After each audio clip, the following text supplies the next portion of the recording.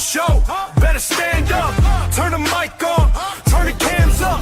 Max Powers dragging Wildcat in the cut. 3 names ring out when it's time to talk tough. 3-man podcast, turn that up. Max dragging Wildcat, run that up. Hit that chat, let it flood, go nuts. If you're hating, better hope your Wi-Fi cut. 3-man podcast, talk that talk. Yeah, 3-man show. Better stand up. Turn the mic on. Turn the cams up. Max Powers dragging Take me home to a place I belong. Hey, what's up, folks? West He over there Virginia, West Virginia. Mountain Mama, take me home. I ain't Country never in my life road. seen somebody that can't sing Little Thing. Happy Father's Day, everybody. Happy Father's Day. I'm a father. I know somebody that's been a father to some people. So this Father's Day includes you guys that are fathers, you guys that are fathers, stepdads, even though I would not choose that damn life, but you have. And there's some stepchildren that actually benefit from it. So stepdads, happy Father's Day. Now, if you're a simp and you're paying for the bitch and she call you daddy, the shit don't count. You understand? So you don't get a happy Father's Day. Father's Day and Men's Health Awareness Month. Yeah. So fellas, And Pride Month. Got a word of advice for you. Yeah, you're the one that brings that up. I'm bringing up the hypocrisy. Anyway, they asked me. Anyway, words for. Yeah, you playing that for yourself. It's all good, man. I can pick on myself. Words from the wise, from a wise man told me, since it's Men's Health Awareness Month, fellas, don't be depressed by yourself. Make everyone around you depressed. Be a man. So you said he need to make everybody around him depressed, dog? Yeah.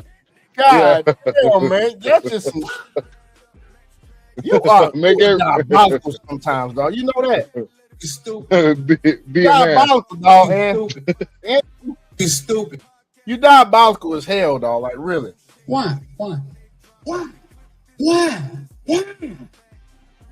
I don't know why you do the things you do, dog. Shit crazy, dog. Oh, you still got the music playing, good sir. I know. I did that as an intro. It's all good. Yeah, man. So tonight, folks, war, politics, and the media. Look, we don't really have a format for tonight. Fuck it. I just got through working out for a whole hour doing some fucking Muay Thai exercises. Heavy bag fucking work. Shadow boxing, some blocking techniques. You know, did some ab work. And before that, I rode 15 minutes to warm up. Did some stretching before that. So I think brother ain't had no together shit. Well, I think you and my brother, y'all tied. Y'all literally fighting for who does the shit at the last minute before we got to do shit award. And my brother got you beat. He got you beat because I literally watched this motherfucker. I'm like, I don't nigga, need. we gotta go. Nigga, we gotta go to the movies, man. He was like, yeah, man, but hey, I'm gonna work out, take a shower real quick, and I'm gonna put these and I'm gonna put these clothes in the dryer before we leave out. I'm like, all right. Hey man, let me put this brisket on, man, and go fishing real quick. And then when I come back, when I come back, I'm gonna load this 350 small block in this goddamn body I got in the back. I'll be like, yo, hey, really? He's ready to go. And he like, are you ready to go to the movies? I'm like, nigga, we gotta get another tickets, man. I'm like, you fucking paying for these shit because we can't go now. He's like, why we can't go? I was like, what was the problem? He's like, motherfucker, the movie started an hour ago. We gotta wait for the next showing, which is 45 minutes. Oh, okay, man. Shit, we gonna grab something to eat now. All right, Hey, we get there. I see he one of them cats that's so laid back. He just go with the flow. He like, shoot, it don't matter. It's always a solution. See, my brother, he goes with the flow sometimes. It depends on the fucking day it is. He will go with the flow. Majority of the time, this motherfucker organized his shit. So I'm like, he's the only nigga I know that can be late and organized. Maybe taking a break from the organization. Shit, he be late organized. I'm like, how the fuck you gonna be late and organized at the same time? This shit doesn't make sense. I'm like, nigga, they talking bad about us around here in the streets, bro. Don't you know it? Black folks as a whole catching all kind of L's this year.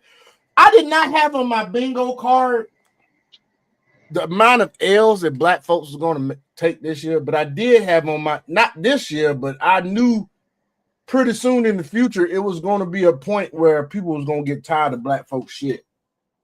And the world has reached a breaking point. This country reached a breaking point with black folks. I'm trying to tell you right now. Well, the niggas. They reached a breaking point with the niggas. I'm pretty sure of that. I'm so fucking tired of these motherfuckers, dude. I'm ready, like, I don't need this fucking abuse no more in my life. Fuck y'all. I feel you, man. Like, damn. I'm trying to figure I don't understand these motherfuckers, bro. Like, I'm in the store, man. Oh, yo. I gotta do a rant. I gotta do a quick rant real quick. Let me do a quick we ain't had one of these in a while. It's time for Max Mumble Rant. I'm calling out white people today. I gotta call y'all out. I gotta call the poor whites out. I gotta call the whites out. Yeah, man. Okay. Shout out to Angry Man. Shout out to Angry Man for this one.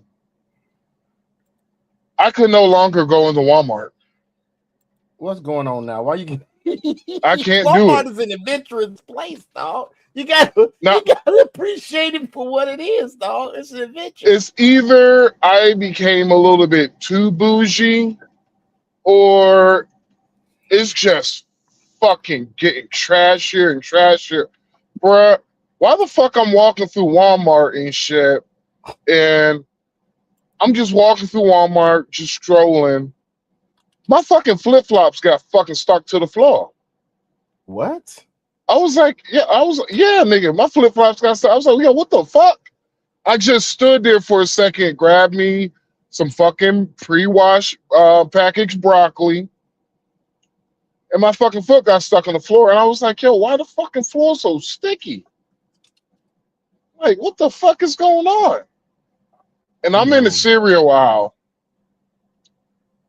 And this is big woman, lady so big, she's in one of the Walmart wheelchairs, motorized scooters. Mm-hmm. Like she a goddamn bigger. She got her simp boyfriend, man. She got her simp boyfriend.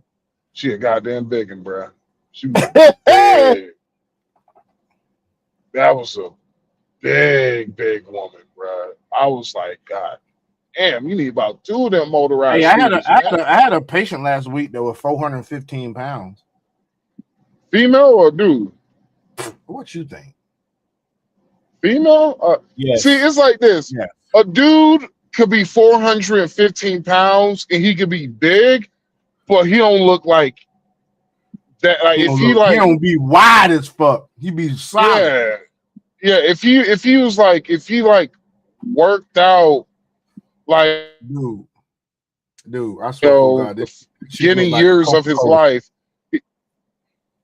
Go ahead.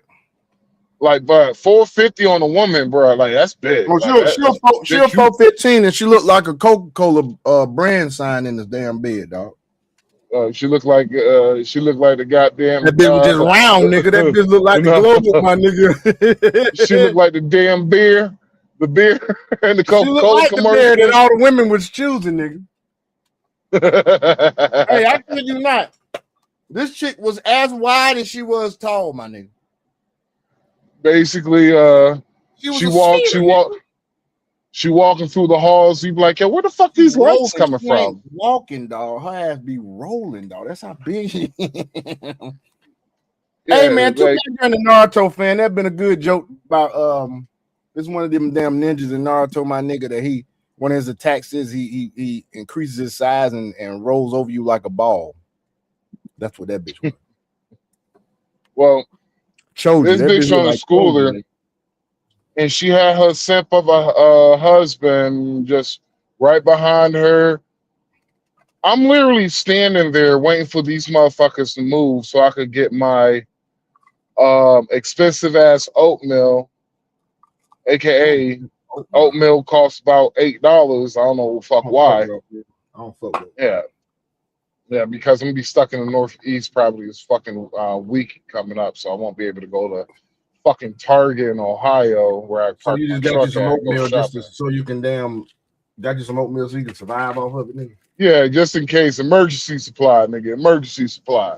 And I got some water and shit and some ribeye steaks. Okay. And so I'm waiting for these motherfuckers. They just fooling around with one another. I'm like, yo, are you gonna massage this bitch in the middle of the fucking aisle, nigga? You don't. I'm standing. I'm literally standing there, and I'm like, you think I'm standing? I want to stare and look at y'all big asses. Can you like stop massaging her so she could scoop, go ahead, stroll on, nigga? But no, this month. I wanted a fat shame, bro, but I was gonna be like, yeah, man. He'd be like, hey, you know they make those in sugar free, right? I bet you they had a whole cart full of junk food, didn't they? Bruh. Oh my god. Takis and Doritos and fucking. I didn't know they make. I didn't know they make a big package of Oreos. I didn't know they make Oreos in that big package. Big package. Big nigga, like it was what?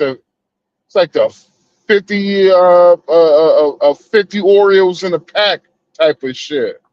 Damn. Had 3 of them bitches, nigga. They had 3 packets of Oreos? Man, it was like they had 50. Milk, they had a 50 pack. It was funny because they sent one of the fat kids to go grab the milk. So the kids fat, the parents fat, they just all fat. Yeah, it's a family of biggins. It's a family of biggins. Man. That's fucking sad. So, and crazy part about it was, well, I'll wait to the end. So they finally moved after about an awkward 2 minutes. Finally moved, but when they move, you know how sometimes people walk and they got ear just come right behind them, nigga. Yep, oh my god, bro! Like the ear came behind him, I fucking damn near choked. I was like, oh my god, what the fuck?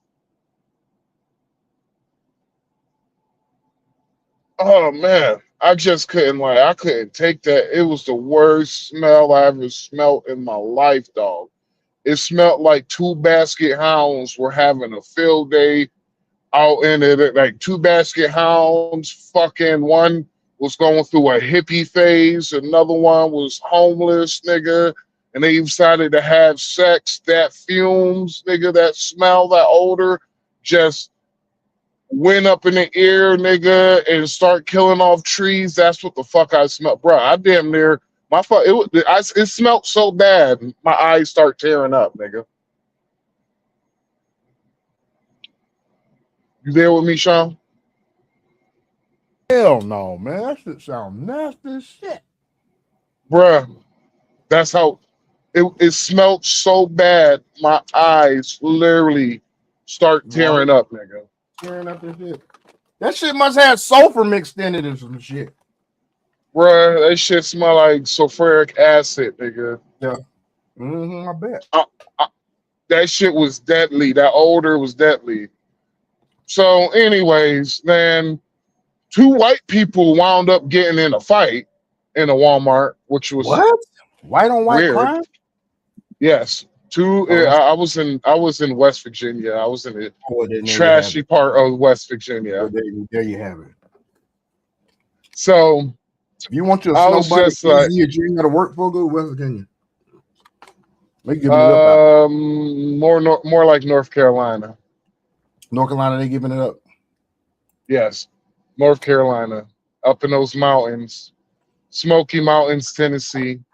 Yeah, the Appalachian Mountains, but you gotta be careful with them bitches. Them bitches white trash as hell, bro. Like when it comes to white trash, bro, white trash in the motherfucker, man. Hey, did you know the term redneck came from miners, and they had red bandanas tied around their neck, and they were, of course, working class family, and some of these miners were black, so rednecks is not really supposed to be particular to a race. Did you know that, dude? Did you hear about that? I have met some redneck truck drivers who are black, bro. Yeah, of course. There's some redneck black truck drivers. Like, That's what I'm saying. The original term came from miners. It didn't even come from poor white. It's not from poor black people. It's really from the miners. What pissed me off the most, bro, out of all that shit, this bitch had the nerve to pay for all that food with food stamps, bro.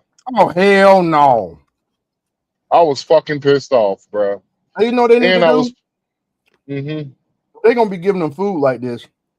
They need to goddamn get their ass a goddamn gym goddamn membership. And if you don't check in a certain amount of times per fucking month, you lose your fucking SNAP benefits a little bit of time. That would be dope. Mm-hmm. You got to check in at least. Let's keep it reasonable. Just give me 2 days a week, bitch. 8 times a month. Just check in. Some of the motherfuckers probably go in there, check in, and leave right back out. Funky bitch. Yeah, well, yeah, that'd be fucking funny. I'll be like, really? Get a free gym membership and you just walk in, walk out? Mm-hmm. Mm-hmm.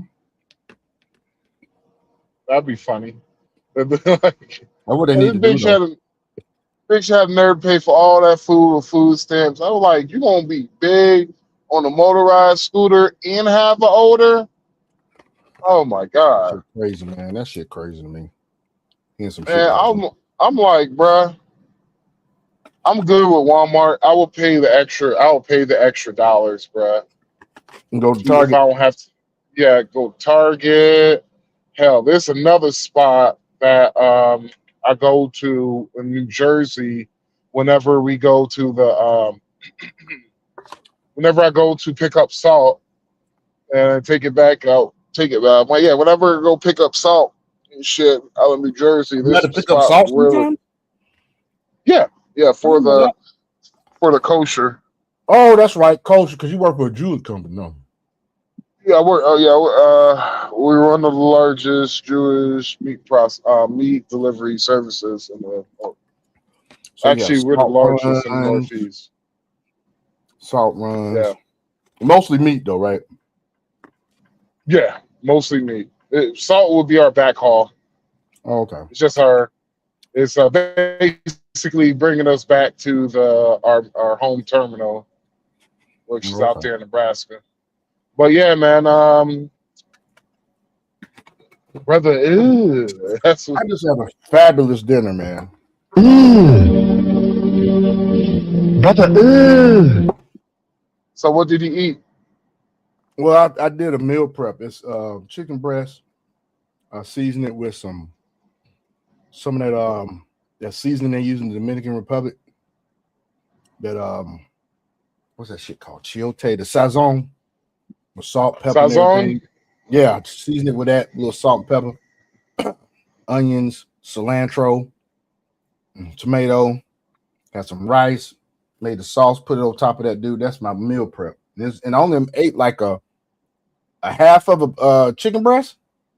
Mm-hmm. Yeah, half of a chicken breast. So the only thing I've had to eat today was I woke up this morning. I ain't had nothing to eat this morning. I had a little bit of Frito corn chips. I'm trying to think, what else the fuck did I eat today? Shit. I gotta get some. Oh, I had a protein shake, 80 grams. I gotta get some Dominican oregano. Okay, 80-gram protein shake. And guess how many carbs this bitch got? 5. And the only reason it got 5 grams of carbs is because I added 2 different types of protein shake. The first protein shake was beef protein. It had like colostrum and shit in it and all that beef shit, beef testicles, all that shit. And then I had another protein shake that I had Beef from testicles. yeah, ground up beef testicles and liver and other shit and colostrum and shit. And then so that was 2 scoops. That's 21 grams of protein a piece. Then I had another one that was 24 grams of protein, and that was double chocolate, and it was a whey protein. So I had a little bit of whey, and that's what I had for lunch. I had a little bit of corn chips. You know what I'm saying? Drank some water.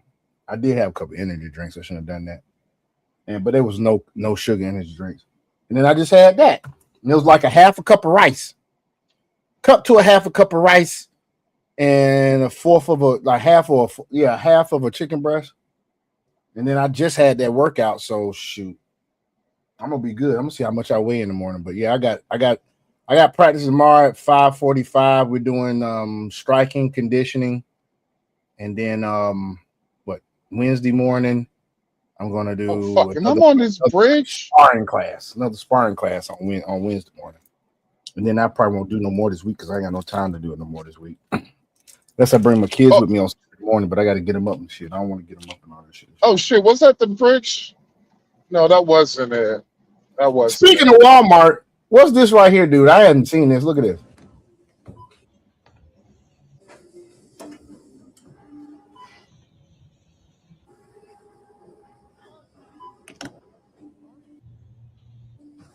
This must be a skit. Yeah, that's got to be a fucking skit. That's what that is. Fuck this shit. That's a fucking skit. I was trying to find some Walmart drama, dog. So what the fuck is this?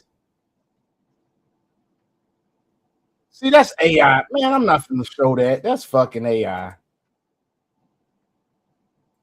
Okay, here we go. Here goes some Walmart bullshit right here. Check it out, folks. He said he's done with Walmart. This is why would he be done with Walmart?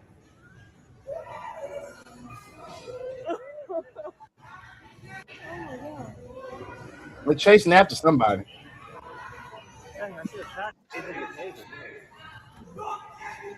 Says only in Walmart. Everyone should have tackled him. Why do all FB marketplace pickups have the same? What I don't know what the fuck that is.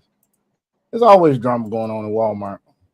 But it'd be some what they in the hood or something? I don't know what happened. It'd be some. Now this ain't Walmart, but this is here go this hood activity in a Walmart owned facility. Here we go.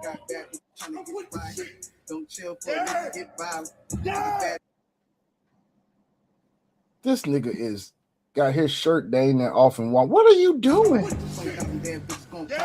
Can't play the music, bro. What the fuck is going on, boy? I tell you, that's some craziness. Well, instead of that, let's change subjects. Let's see what this young man here is talking about. Hold on 1 second. I gotta resize the screen and shit. It says here, men don't celebrate broken families. Ain't that something? Check it out. Y'all to go on ahead and show me the video of a man celebrating the fact that he's leaving his family. I need to see the video where the man is happy that he's getting divorced, that he's leaving his wife and his kids to find the better him. I got to see that video. And the reason I'm saying this is because I criticize the women that get on here celebrating the fact that they're leaving their families and leaving their marriages. And I get these comments saying, well, why don't you talk about the men who left these women? Why don't you talk about them? I don't see content from these men. You don't find men talking about they sacrifice their family for the sake of their feelings. You don't find men talking about this relationship, this family, this kid's no longer served me. You don't find men stressing about their mental load. You don't find men talking about their therapist told them they need to find happiness wherever that is. You don't see men saying, I need to leave because she didn't keep me in my masculine. You don't. But maybe I'm wrong. Tell me where I see that. So yeah. Being that it's Men's Mental Health Month, like I'm a divorcee, and I'm gonna tell you like this: that was not something that I wanted. I did not want my children coming up in a one parent home, a split home family. But that's why I stay involved now. And being that it's Father's Day, as a father, man, you got to keep pounding the pavement, man. When things get bad like that, man, and and the world is against you. Alimony, child support, women are divorcing us at a higher rate than anybody else, and in any other race too. And you just kind of gotta smile and bear it. You know what I'm saying? I'm just glad that Well, you that's ain't fucked up if you have experienced to that do shit, that. dude. I know it's fucked up. It's very fucked up. I'm telling you, bro. You get looked When over. Men get looked over, dude. I am so glad that my ex fucked me over. She fucked me over before the wedding. She fucked me over before I got married, bro. Mm. Like that was probably the biggest blessing any woman has ever done for me. That's why I'm happy to know that bitch is struggling. I'm glad to know she's struggling. So hey, Right. but that was the biggest favor any woman has ever done for me, bro. I'm like, dog, you telling me that and this is why I can't stand these pandering ass men. Like these pandering ass men are on some real shit. And I hope men like understand this shit. Like these dudes, they should not feel safe around men like us. They should not feel safe at all. They should be scared for their lives because of the fact that I'm like, dog, you doing all this pandering, and while how many men have this one woman fucked over? Yeah, how many? Let's just be real. Ain't no How telling. many like I don't see women kill themselves over the man taking everything. I don't see women killing themselves, but I see men killing themselves because not only she took everything, he can't even see his fucking kids.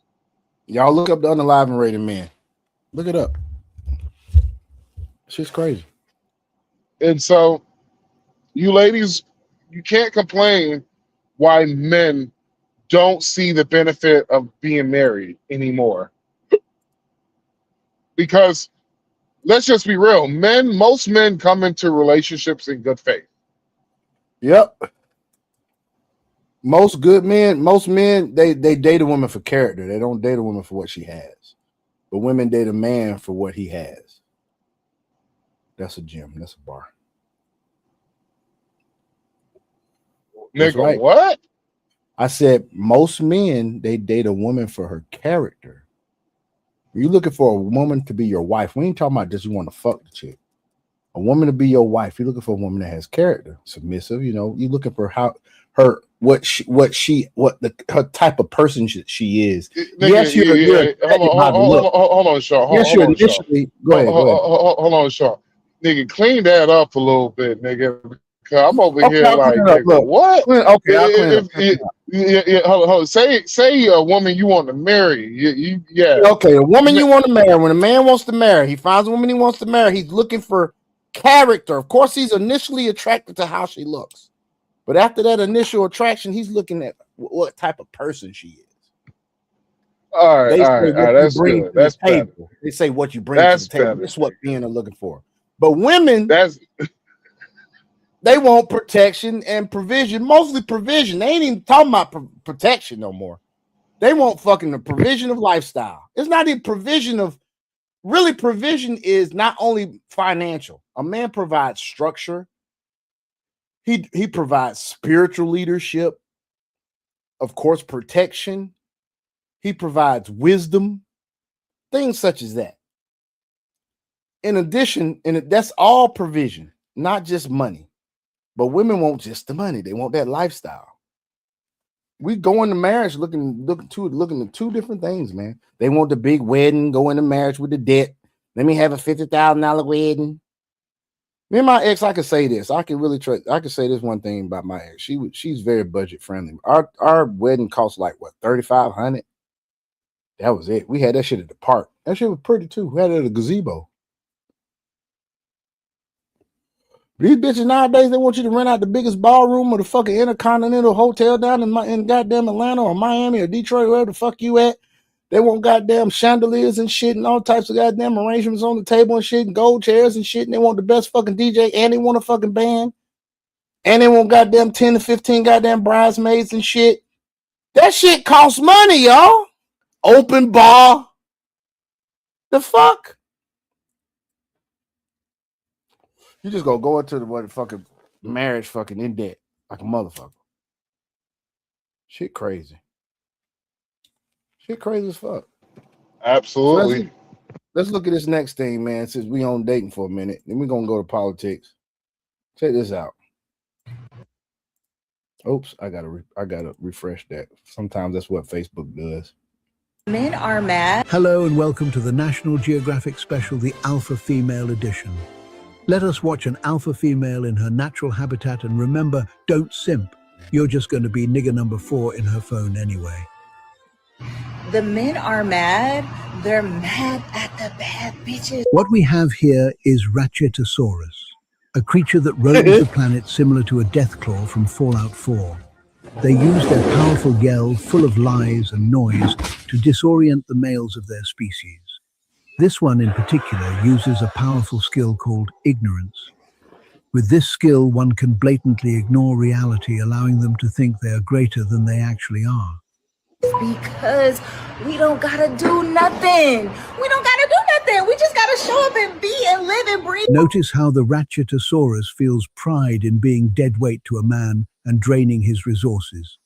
A flex similar to a child being happy they have the luxury of summer vacation while their parents work. These creatures are quite majestic, aren't they? That's Black Spider Guy. Well, he goes by Bobby Bob, but he's Black Spider Guy. That's just crazy. Now, our Godfather, Kevin Samuels, not only lives on through what he says, but he's also in animation too. Check this out.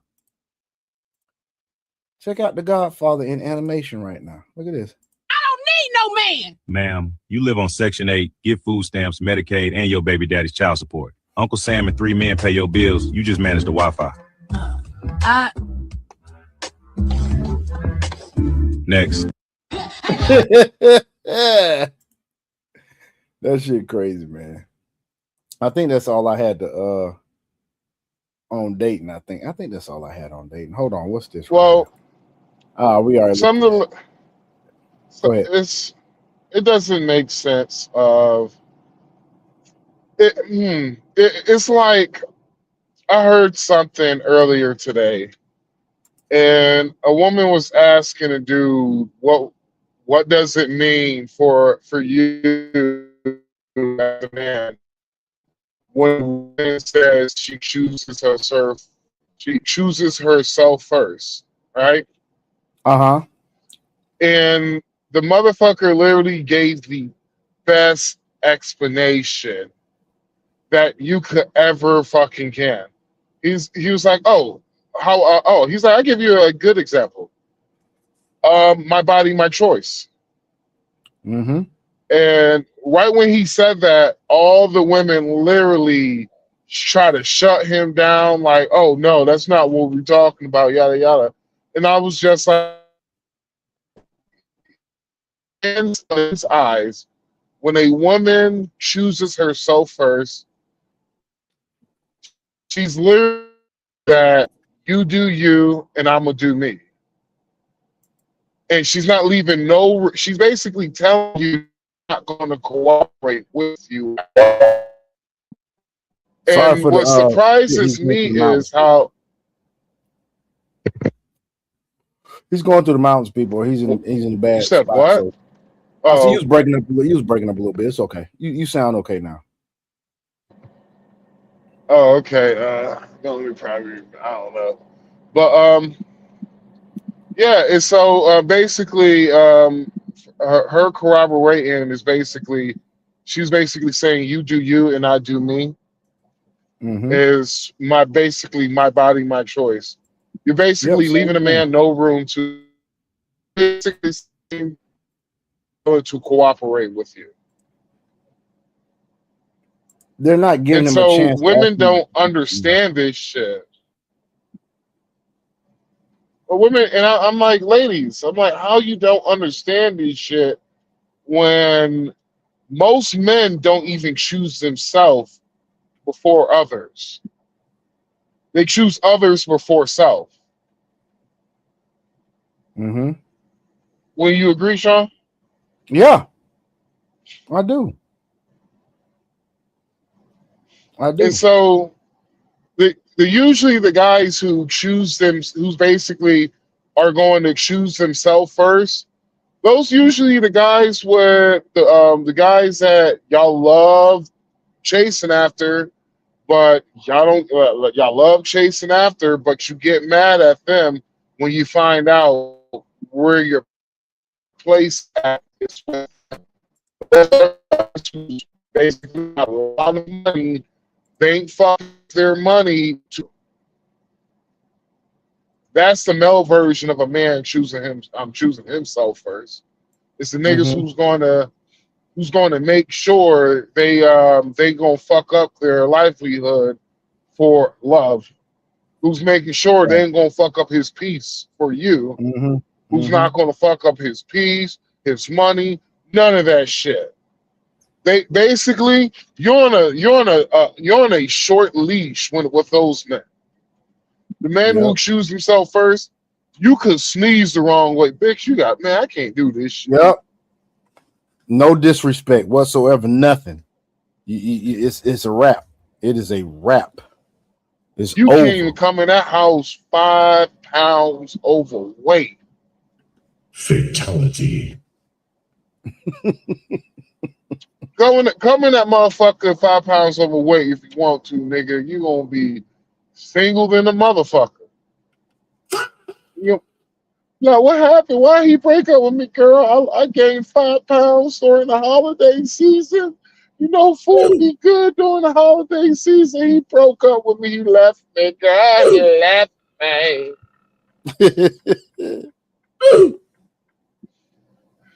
Yep. I don't wanna know. So y'all get it. Y'all get the drift. So we're gonna switch it up again. We're gonna go into politics now. So y'all heard about the Obama library being open, right? And have y'all heard about all of the bullshit that's happening with it? Like, for instance, here's context. The Obama library sits on land that was basically stripped away from Chicago citizens. So that's one thing. Then Barack Hussein Obama, decided that he wanted all black crews to work on his library. Well, guess what, folks? All them black contractors, they ain't been paid yet. Ain't that some shit? You the fucking black president, supposedly, and you supposed to be for black people, but you ain't paid them black contractors. Shit's crazy. Listen to this.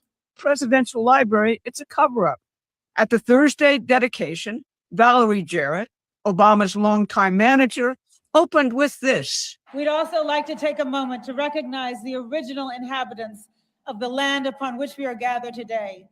We honor the Anishinaabe, the Council of Three Fires, the Ojibwe, the Odawa, and the Potawatomi nations. But she didn't apologize to the current Southside residents for stealing a beautiful and historic public park. That land became Obama's center. She didn't apologize to the black contractors who worked on the center and got stiffed by Obama and now are in bankruptcy. Most of all, she didn't apologize to the American people for Barack Obama's attempt to steal and revise an entire 8 years of American presidential history. Now, every president since Herbert Hoover has donated their official records to the federal government, their papers, their correspondence, their decisions, held by the National Archives, accessible to historians and researchers, and made available by the archives to the American public. That's what's called a presidential library. But Obama's presidential records aren't even at his center. They're at the National Archives. And through a corrupt sweetheart deal with the National Archives, Barack Obama and his foundation are determining what documents get digitized and when they get digitized. Ain't that something, folks? So he didn't want you to see all his decisions that he made while he was president. He's hiding something. Or released. The Daily Beast, normally an Obama fan, calls this, and I quote, a mockery of transparency. And here's what Obama said about the building he helped design. And it's why we designed the center not to be some lifeless mausoleum. That shit look lifeless. What the fuck are you talking about, man? You tripping. Have y'all seen that shit? It looks like a fucking tombstone. Bruh, that shit look like Rice Street, bruh. That shit look like that shit looks like that shit look like Rice Street. That shit look like the guy. Are you talking about the fucking prison up here in Atlanta? The jail up in Atlanta off of Memorial Drive, Rice Street? Yeah. Yeah, it does look like that shit. It really does look like that. Not just a place to see Michelle's dresses, although I understand that will be the top attraction. We wanted it to be a vibrant. Y'all hear that simp shit he just said? Living celebration of it's your fucking library. You gonna talk about that's the top attraction. He trying to get some booty when he get to the house. Community where we can learn together and share the joys of art and music. No, Sean. When he gets to the house, he's trying to get some dick. He's trying to get some dick by Big Mike. Trying to get dick down, nigga. You stupid. And play. Because it's in those moments. And I know what y'all saying, and whoever sees this, if you want to know, just look at the close-up view of Michelle Obama dancing on the Ellen DeGeneres show, and you tell me what you see. We're reminded of our common humanity and strengthen the bonds of trust that not only make our lives richer, but make our democracy stronger. Listen to those soaring words and then look at that building again. Doesn't it remind you of the entire Obama presidency? Look at this building, folks. Look at this shit. Look at this shit. That shit don't look good. Have y'all seen the renderings of President Trump's library? That shit crazy. Isn't its brutality? We'll show that after this. And ugliness, the truth regarding the three presidencies preceding Donald Trump's surprise 2016 victory? Bill Clinton, George Bush, and Obama. Clinton, Bush, and Joe Biden were all at the dedication ceremony yesterday, dancing and enthralled with the idea of celebrating Barack Obama.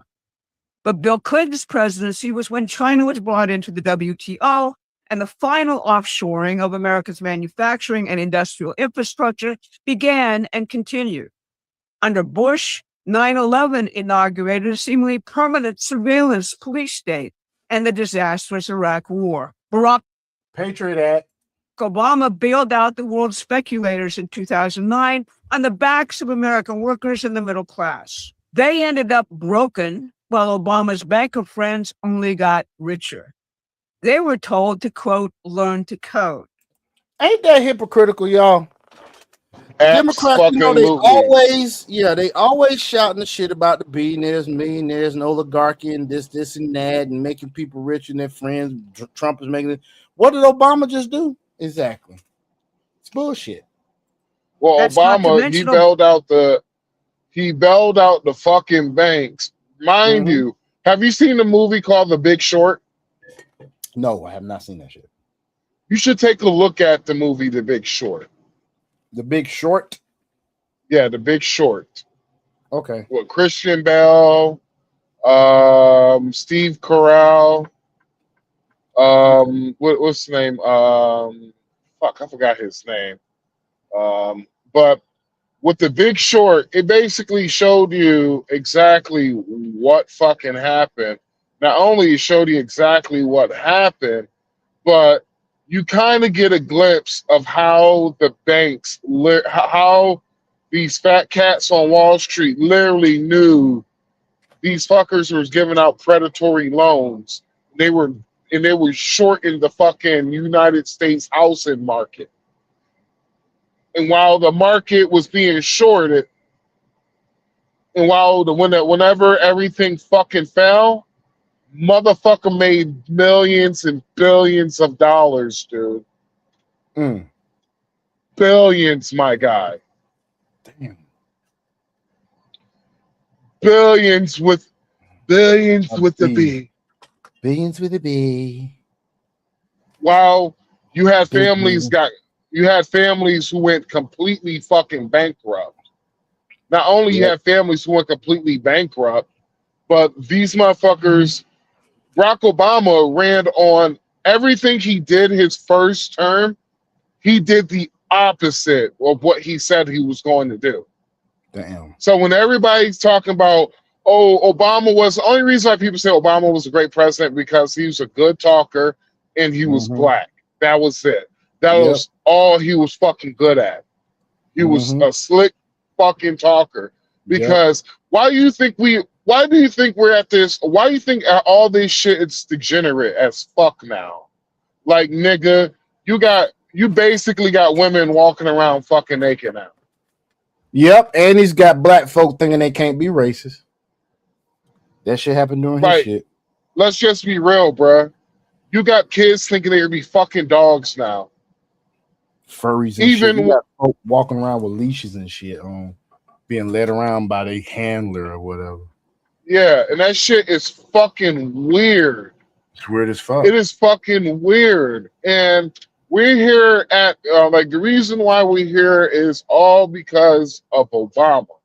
Everything the socialists wanted to pass, they use Obama.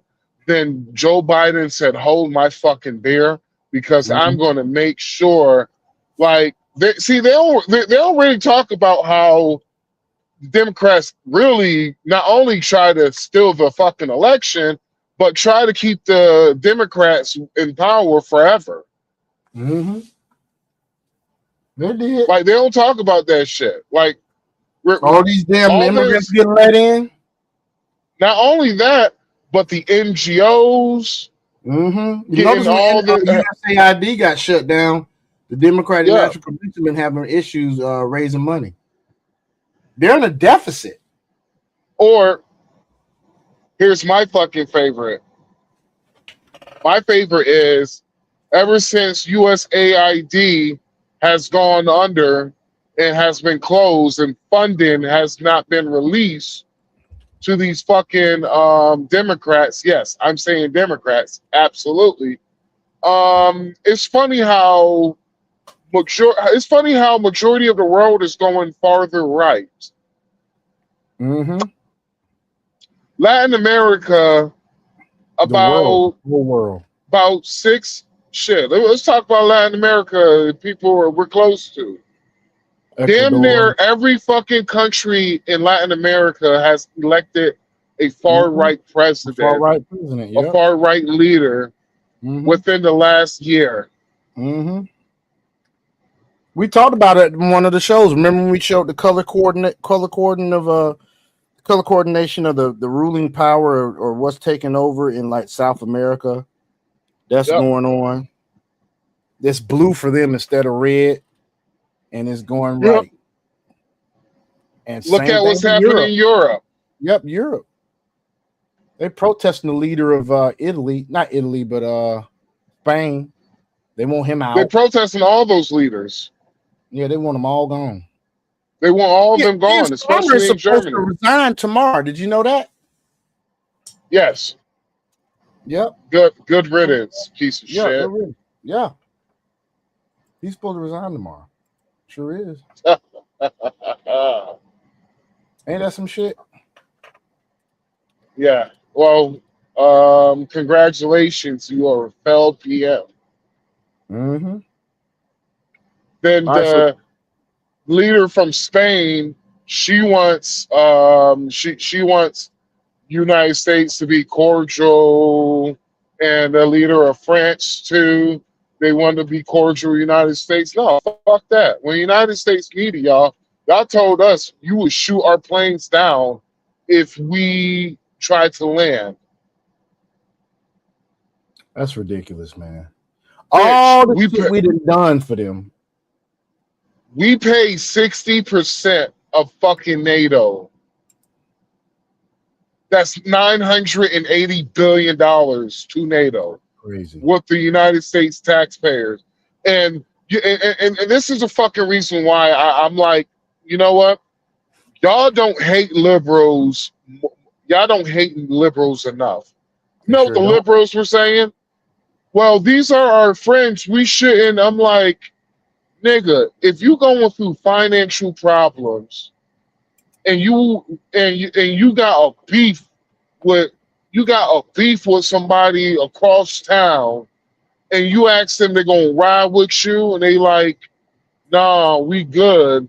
And you ask them, well, shit, could you at least drive me so I don't have to drive my car? Nah, I'm straight. I can't even do that.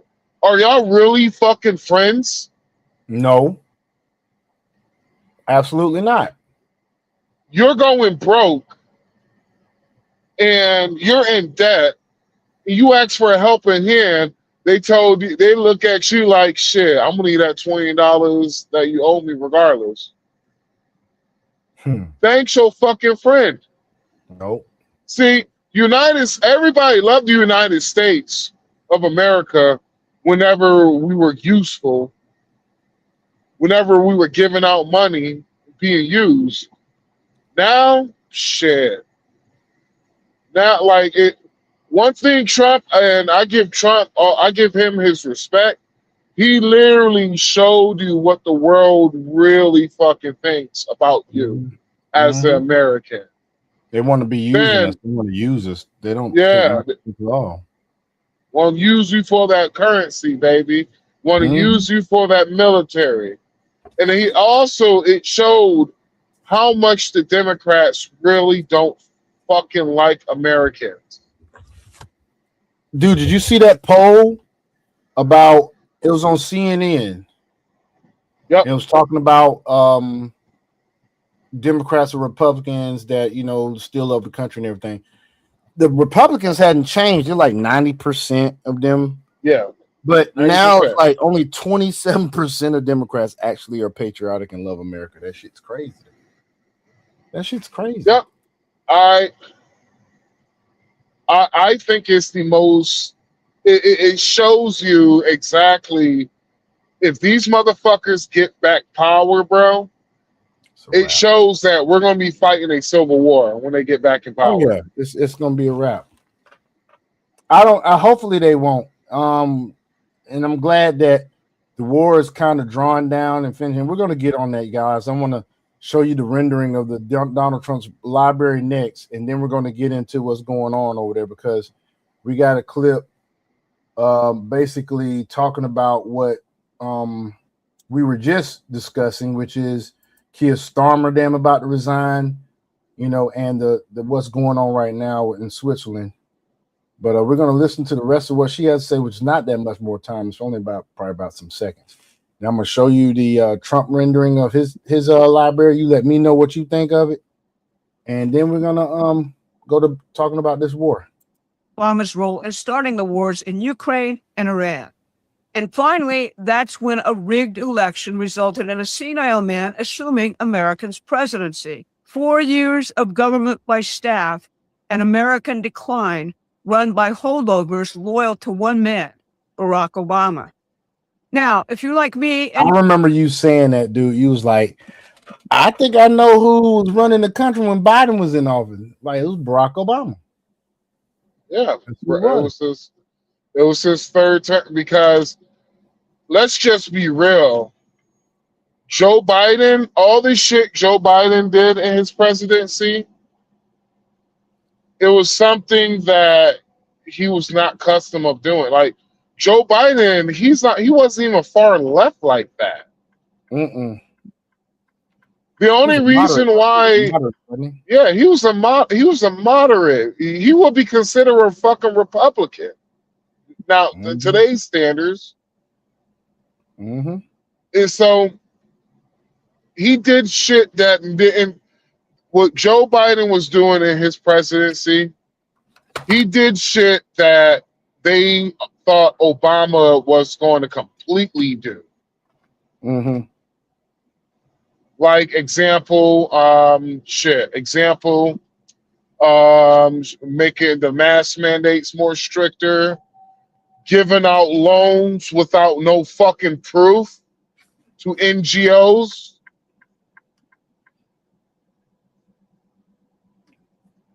That shit Like crazy. signing executive orders that raise the fuel prices, giving out loans to countries and not and with no guarantee return on investment, Ukraine. But these niggas, and this is the reason why, like, I'm gonna say it again, and I hope it gets clear to some of y'all's freaking skull. You do not hate the Democrats enough. Hate is a strong word. Yes, it is a strong word. But hear me out. What was the reason why we gave Ukraine money? What's the reason why? Can anybody tell me the economic benefit of us giving money to Ukraine during the Joe Biden's presidency? There was no benefit at all. Not a goddamn benefit at all. Until Trump came in office, until he tried to get Zelensky to sign a fucking this minerals bill. And what he did was Zelensky, see, y'all think Zelensky, like, and here's the problem. See, y'all thought Zelensky was fucking dumb. Y'all think he was, like, you remember when Trump, JD Vance, and all that shit, and he was just like, basically, if you don't give us money, it's going to come to your shore. The Ukraine war is going to come to your shores and all that shit, right? He was basically making a fucking threat, basically. See, he was used to dealing with Joe Biden the whole entire time during that war. Zelensky acting like he doesn't speak English, but he actually does speak English. Do you know that? Sean, am I breaking up? My bad. Very well. No, my bad, man. I accidentally had to mute press. Yeah. Well, we got a comment too. Yeah, what's up? Comment says, have you seen the bricks and minifig scandal? No, I have not. Rose investigates. I have not. I need to look that up. I'm gonna have to look that up. Not right now. I'm gonna have to. Rose is funny because I actually heard about it, and I never got. You're breaking up, dude. To like heard about this shit. You breaking up. I don't know exactly what you said. Let's finish this. They're always looking for the reality underlying events, despite the media's half-truths and lies. You should subscribe to our free newsletter. All right, so now I'm going to show you guys the rendering of the Trump library, okay? This is, without a doubt, way better than what you just seen in Chicago. This will be in New York. I'm not mistaken. Or is it going to be in Miami? I can't remember. But here we go, guys. It's going to be in Miami. Okay, it's going to be in Miami. Check this out. The president posted this on Truth Social. The Donald J. Trump Presidential Library and Museum would dominate the Miami skyline from every angle.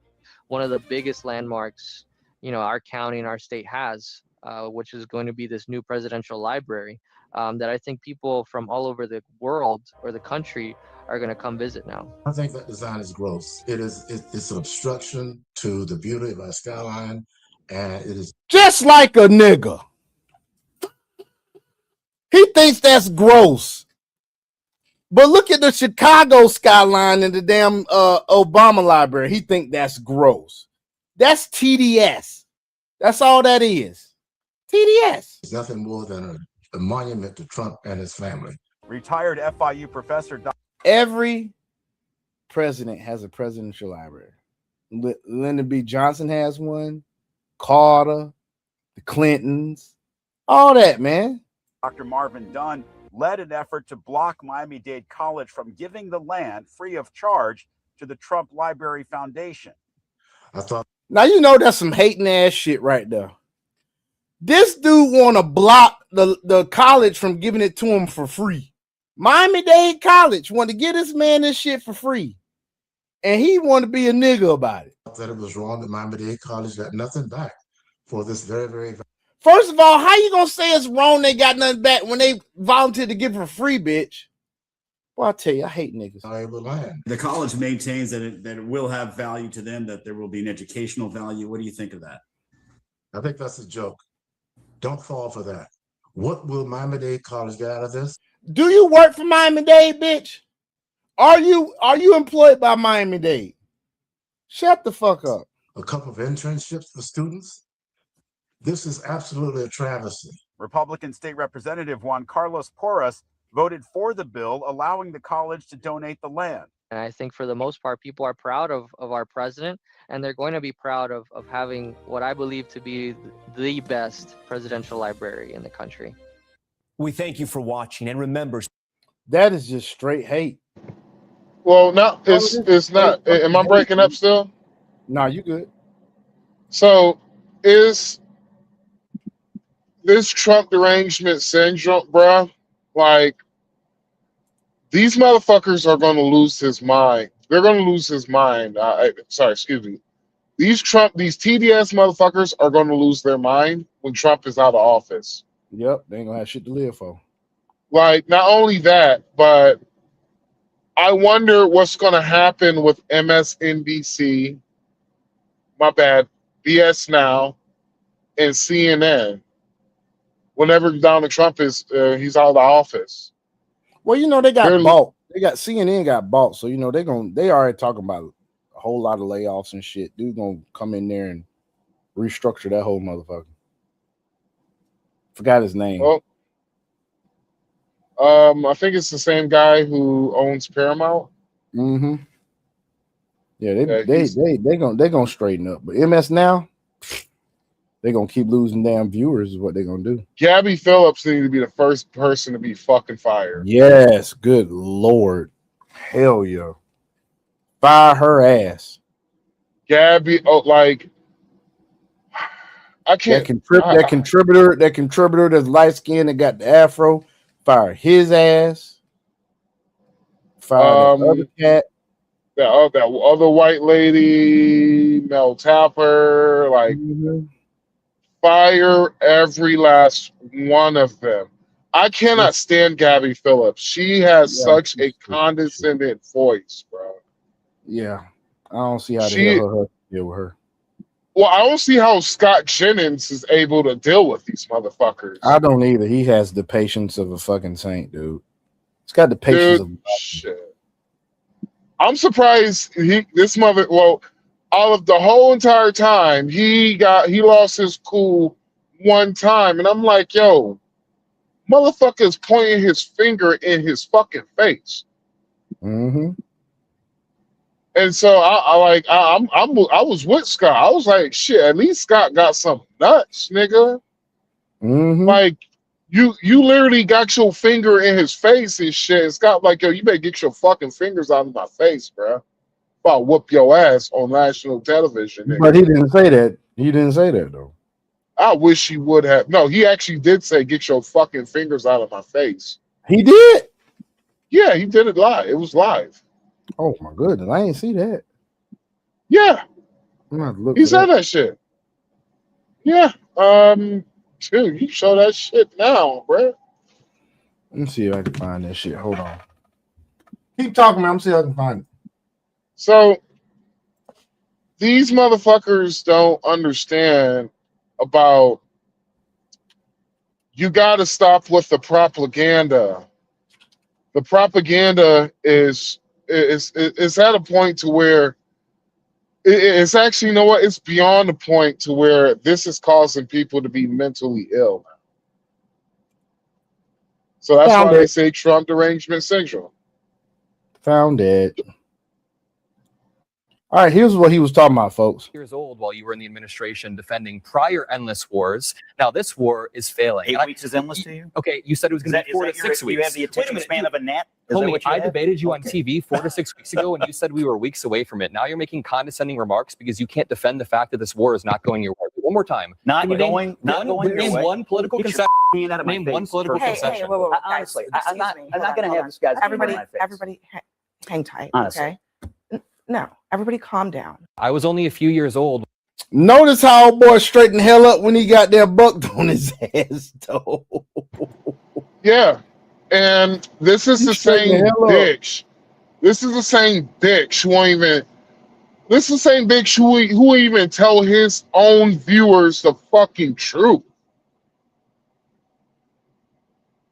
Mm-hmm. I have watched this. I have watched that fucker literally sit up there and fucking lie to his audience, and I'm supposed to respect that? Am I really? Am I supposed to respect that shit? This motherfucker has literally called Trump a PDF file multiple times.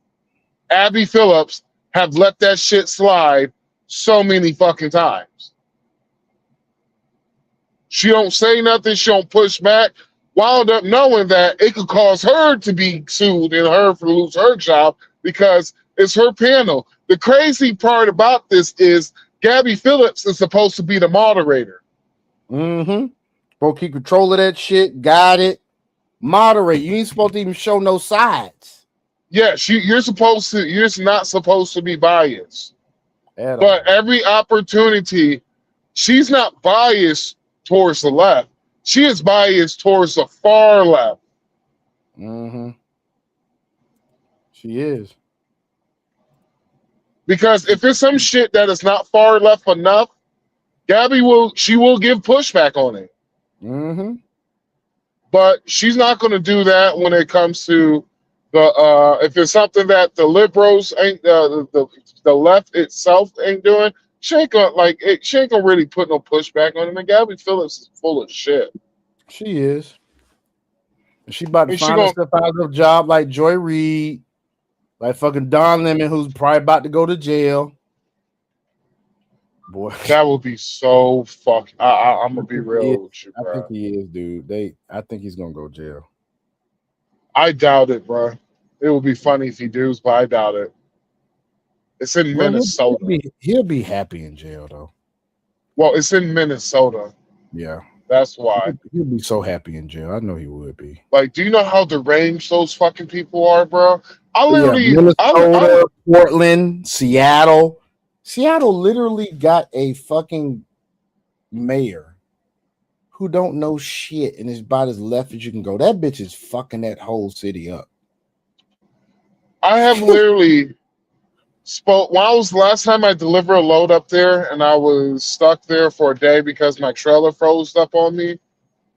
I'm literally talking to a lady and we got a quick thing about politics, and I was like, so where are y'all doing with this whole ICE situation and all that? She literally, it's like it's something in her snapped. And I was just like, oh, this bitch is unhinged. She is completely unhinged. They're possessed. Like, dude, I was like, what the fuck is wrong with her? And so I had to tell her, I was like, ma'am, I want you to know something. And people ain't going to say this because people are cowardly nowadays, but I'm going to say this to your face. People laughing at y'all. Not only they laughing at y'all, they're laughing at us as Americans. I was like, I have friends who's currently overseas right now. I told her that in her face. Think y'all in Minnesota's, y'all Minnesotans, are some of the dumbest motherfuckers to ever live. Yep. And I'm like, ma'am, this is not me saying this shit. This is motherfuckers from other countries that are saying this shit. And I'm like, these are people who are darker than me saying this shit. They think y'all stupid as fuck because I was like, ma'am, My friend in the Dominican Republic, he was like, in the DR, motherfuckers couldn't get away with that. They couldn't get away with that as citizens without not have to worry about their families, some of their family members getting picked off. Mm-hmm. Because I'm like, man, in the Dominican Republic, we're deporting 10,000 Haitians a week. Does that make the Dominicans racist? They sure are. They And she, deport the fuck out of them. and she was just like, it does. And I was just like, so black people deporting black people is racist now. And and that's why I got her. That was a gotcha. Because she's thinking Dominican Republic is white. And I was like, see, ma'am. Not majority. No, it is not. I was like, ma'am, if y'all allow this shit to happen, ma'am, one day you're going to wake up, ma'am, and you're going to wonder why the fuck, as a white woman, you're losing rights. And I'm like, you could do the whole white savior guilt shit. At the end of the day, ma'am, we laugh at y'all motherfuckers. Because how are you going to do suicidal? You're basically preaching suicidal empathy on yourself. I'm like, black folks, they won't do it in front of you, but behind closed doors, they laughing at you in your fucking face, thinking and like, yo, this is how dumb these motherfuckers are. She doesn't realize that she has the best currency in the world, and we're fucking it up right now. We're sending money to terrorists. But yeah, what you got? All right, so this is what's going on currently. This is from 6 hours ago. I'm probably pretty sure some shit has already developed more. Actually, hold on. Don't play this one. Play the one before that. The ultimatum. The ultimatum, if I can find it. Hold on, man. Because it's different. It's hold on. You're on CNN. I'm sorry, you're on Fox News, so it's the one right before it. Hold on. See if I can find it. Hold on. We got an 8-hour one. Oh, Trump issues ultimatum to Iran, that one? Yes. Okay. I think that was almost the same one, dude. This was labeled different. You know how they title shit different to get engagement and shit. So this had 456,000 views. Yeah. Right here. All right, here we go. Are in Switzerland for the first round of nuclear talks with Iran. This as Hezbollah and the Israeli Defense Forces exchanged fire in Lebanon this weekend. Fox News chief foreign correspondent Trey Yingst is live in Tel Aviv with the latest. Trey. Yeah, hey, Peter, good morning. High-level diplomatic talks are taking place today in Switzerland aimed at solidifying the memorandum of understanding and entering into the next phase of negotiations. This comes as Iran's IRGC says they have closed the Strait of Hormuz. I spoke earlier with President Trump for more than 20 minutes, and he responded to that threat from the Iranians, saying that he spoke with Iranian officials overnight and told them, you close it and you won't have a country. He went on to say, if they don't make a deal, we'll collect tolls. We may take over the strait if we have to. The president says the U.S. could become the guardian angel of the strait and the Middle East and take 20% of the oil. The strait alone. Y'all realize? Now, let's say this shit ain't over and this shit does happen. All right, check this out. I'm thinking you may be looking at another, I don't know, maybe 3 weeks. Because they say there's a 60-day deadline on the ceasefire. Because these talks are for a ceasefire. Another extension to the ceasefire, and then the final decision on things. So if this shit happens and he says, fuck it, we gonna strike their ass again, you looking at probably another 2-3 weeks, and then that shit might be over. Really, to me, I wish they would find a way to get the son of the Shah into that government, but we're not doing regime change. He don't want to put boots on the ground. I don't blame him. Also, folks, they're not going to get any money unless they cooperate, and it's not even coming from us. It's just a release of sanctions from other fucking shit. It's not even from us. So yeah, I think our president is done fucking with them. He's done with the shits. Along with Iran's nuclear program, Or he's coming with the shits. remain the focus for talks in Switzerland. Iran's President Masoud Pezeshkian spoke today from Tehran, laying out a new red line for the regime in this next round of discussions. We will not give up our right to enrichment, and they too will be forced to accept it. You all know. Now, see, this is what I've been telling folk. Iran, okay, so in this country we have separation of church and state. Their government is fucking church. Their fucking faith runs the government. And if you don't know anything about Muslims, folks, radical Islamists believe that the faster they bring about the destruction of Jerusalem, the faster their so-called Messiah will return, the Mahdi, who in my theory, I believe is the Antichrist. However, that's why they will not stop enriching. That's why they cannot have a bomb, because as soon as they get one, they will shoot that bitch at Jerusalem. They already lied to us about the ballistic missile range that they had. They said they only had a 2,000-mile range. They shot one during the war. That bitch went damn near 4,000 miles. In other words, they could have hit fucking Great Britain with that bitch. Kilometers. Okay. Regardless, that shit would have hit motherfucking Great Britain. They could hit that bitch if they wanted to. And they lied and said they didn't have one that goes that far. So, and then also, folks, you have to understand, they practice Sharia law. And one of the tenets of Sharia law is a term or a commandment. They call it taqiyya. So, and when you're practicing taqiyya as a Muslim, that means that you are allowed by Allah to lie to promote your agenda or Islam. So in other words, any Muslim you see get on a public platform and say anything, I would not trust them at all. They are lying out of their they're lying. They're lying like a snake. Know what the so-called president of the United States was saying. He had made a complete 100-degree turn. He was saying that Iran must surrender unconditionally. Iran has no right to do this. It has no right to do that.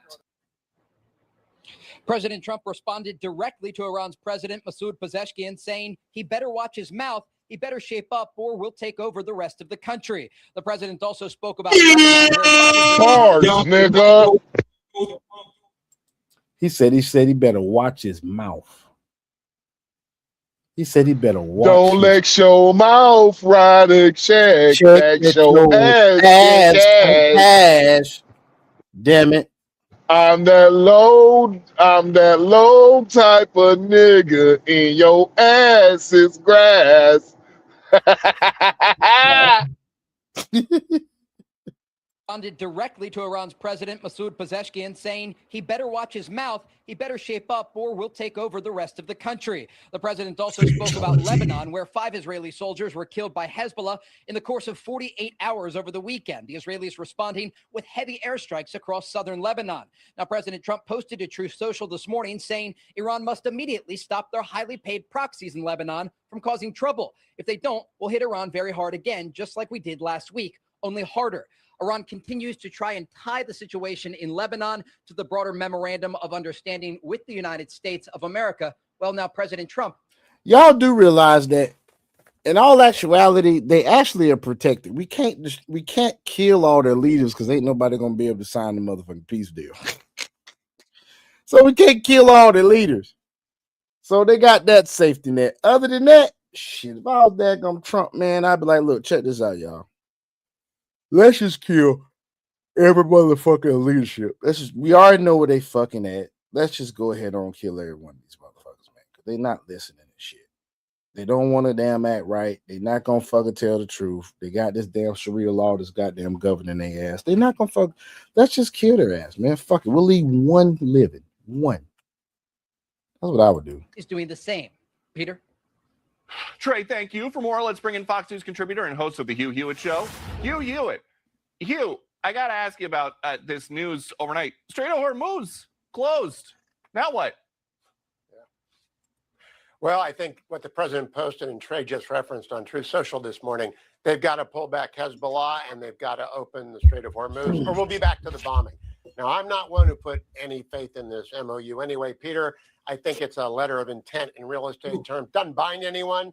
You might continue talking, but they're not going to bring back Munich in 1938 from Switzerland. I don't think the vice president's going to do that. I don't think special envoys Woodcock or Kushner are going to do that. I don't think the president will let them do that. So I actually believe we're in halftime of the battle, the current battle. Tomorrow marks the 1-year anniversary of Operation Midnight Hammer, when the president ordered the Fodor facility completely destroyed. And in that year, we've seen Iran terribly shaken. They massacred 40,000 of their own people, and they've been pummeled for 6 weeks.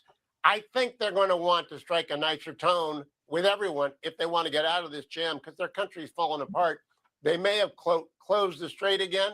That will not lead to anything productive for them, but probably a return to bombing. Ditto Hezbollah in Lebanon.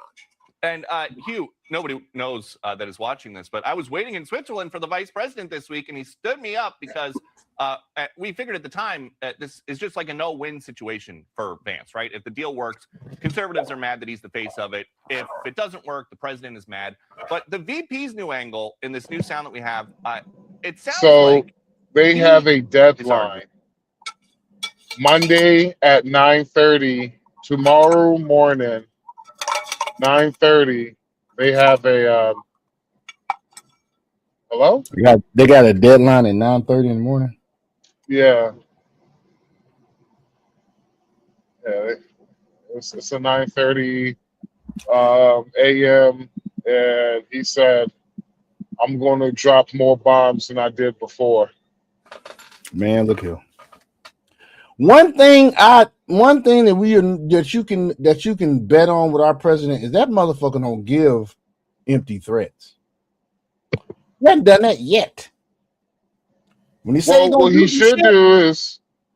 should do is have Elon Musk do a Starlink connection and tell the people to fucking evacuate the area. Tactical nuke is on its way. Damn. You know, hey, if they want to play games back with him. Only thing is the fallout from that shit, dude. It had to be a low power nuke. Like I probably would just drop a bunker buster on their ass. No, just if all they gotta do is I'm just saying I wouldn't even do that shit. I like if you want to play games with him. I wouldn't even drop a fucking nuke. I dropped the MOB. I mean the MOB, which is the mother of all bombs. Yeah, it's next level is nuclear. After that, it's my ES right below it. That's a big motherfucker too. Oh, I wonder if we can find a film of that shit dropping. Let me see if wow. I'm gonna let this play. Type in on YouTube the MOAB bomb being dropped on ISIS, and it was Trump that did it too.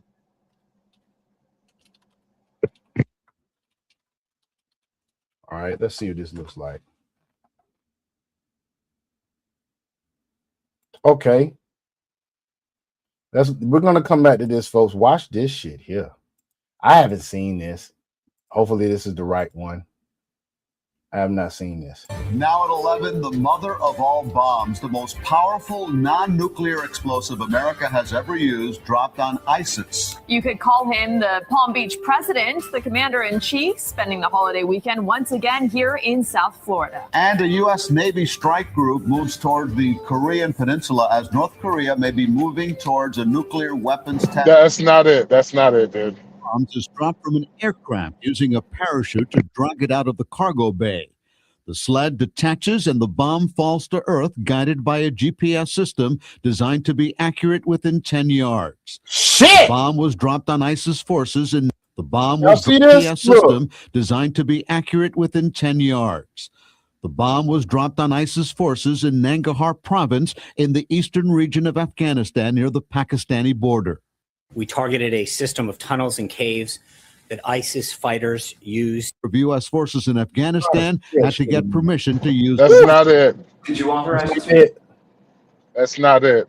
There's literally a footage of them dropping it on it. On April 13, 2017, American forces in Afghanistan deployed one of the largest non-nuclear weapons ever used by the U.S. military, known as the mother What of year? all bombs. What year was it? 17. Was it 17?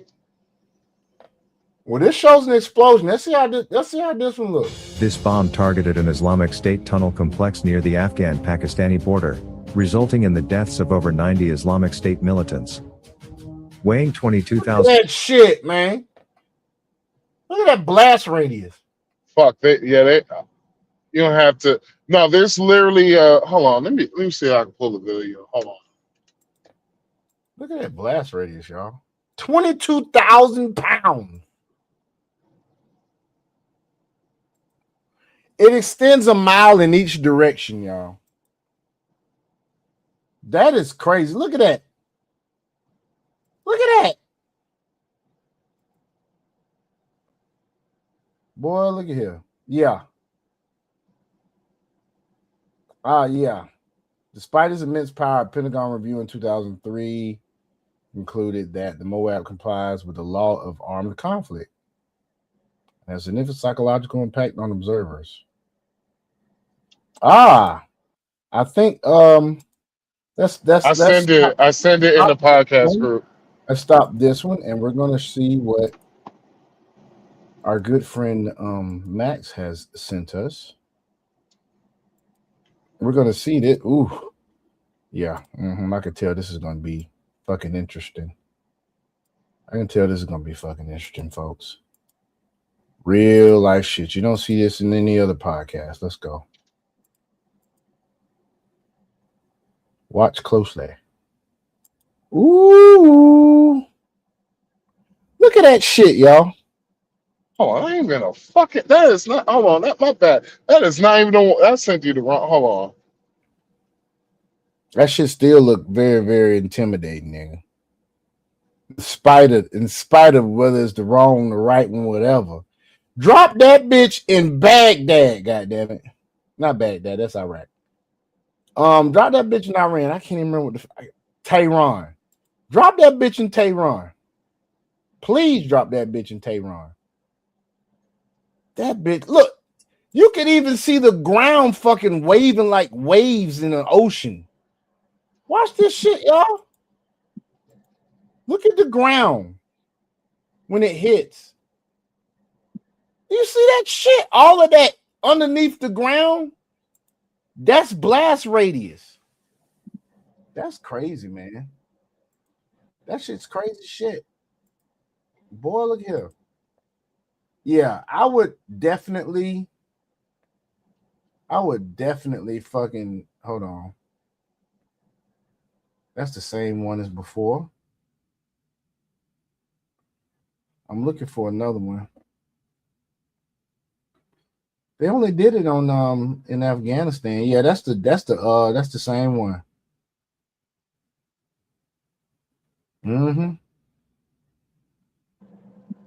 Yeah, that's it. That shit looks intimidating, folks. Very intimidating. Like, ooh. That shit's crazy, man.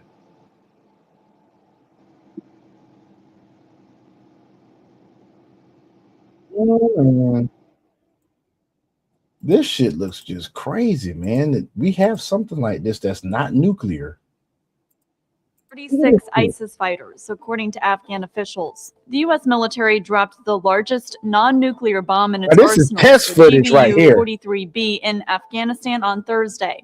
Its target was an underground cave complex used by ISIS. The bomb itself weighs about 11 tons and cost about $16 million. It's never been used in a combat situation until now. Here's how it works. The device actually explodes in the air and forces so much pressure downward that structures like underground tunnels collapse. It was built and tested during the Iraq War in the early 2000s. Thursday's bomb destroyed 3 ISIS tunnels in the underground network, along with weapons and ammunition. A spokesperson for the Afghan Ministry of Defense said no civilians were harmed in the attack. Ain't that All right, try it. Try that one. Okay. Because the one that I'm looking for, the one that I was looking for, it is actually eye level view of it. It's like like you were right there when it dropped.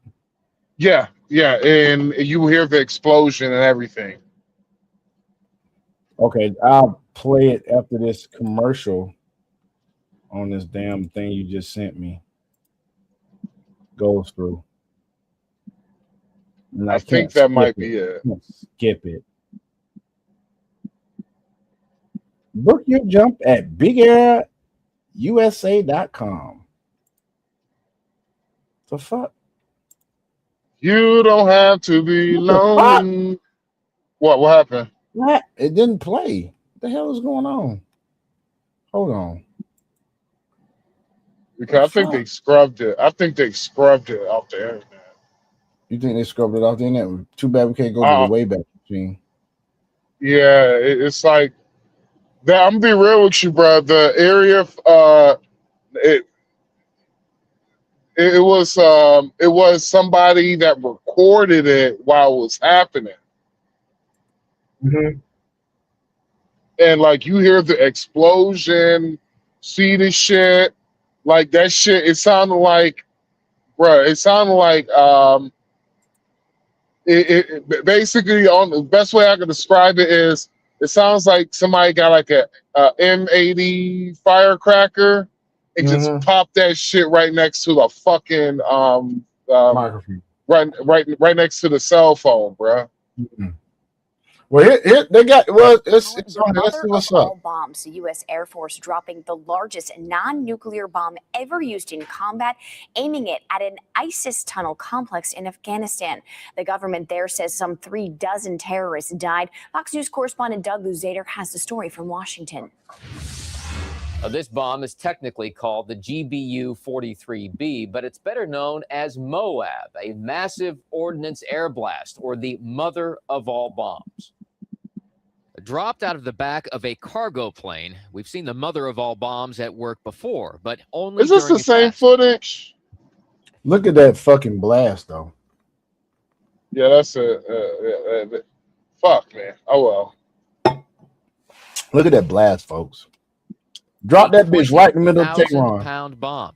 Now it has been deployed. Hey, did y'all see that? Look closely as it explodes. Look at you can see the shock wave. Watch this shit. Bombs at work before, but only during a test. A 20,000-pound bomb. You don't see that shock wave?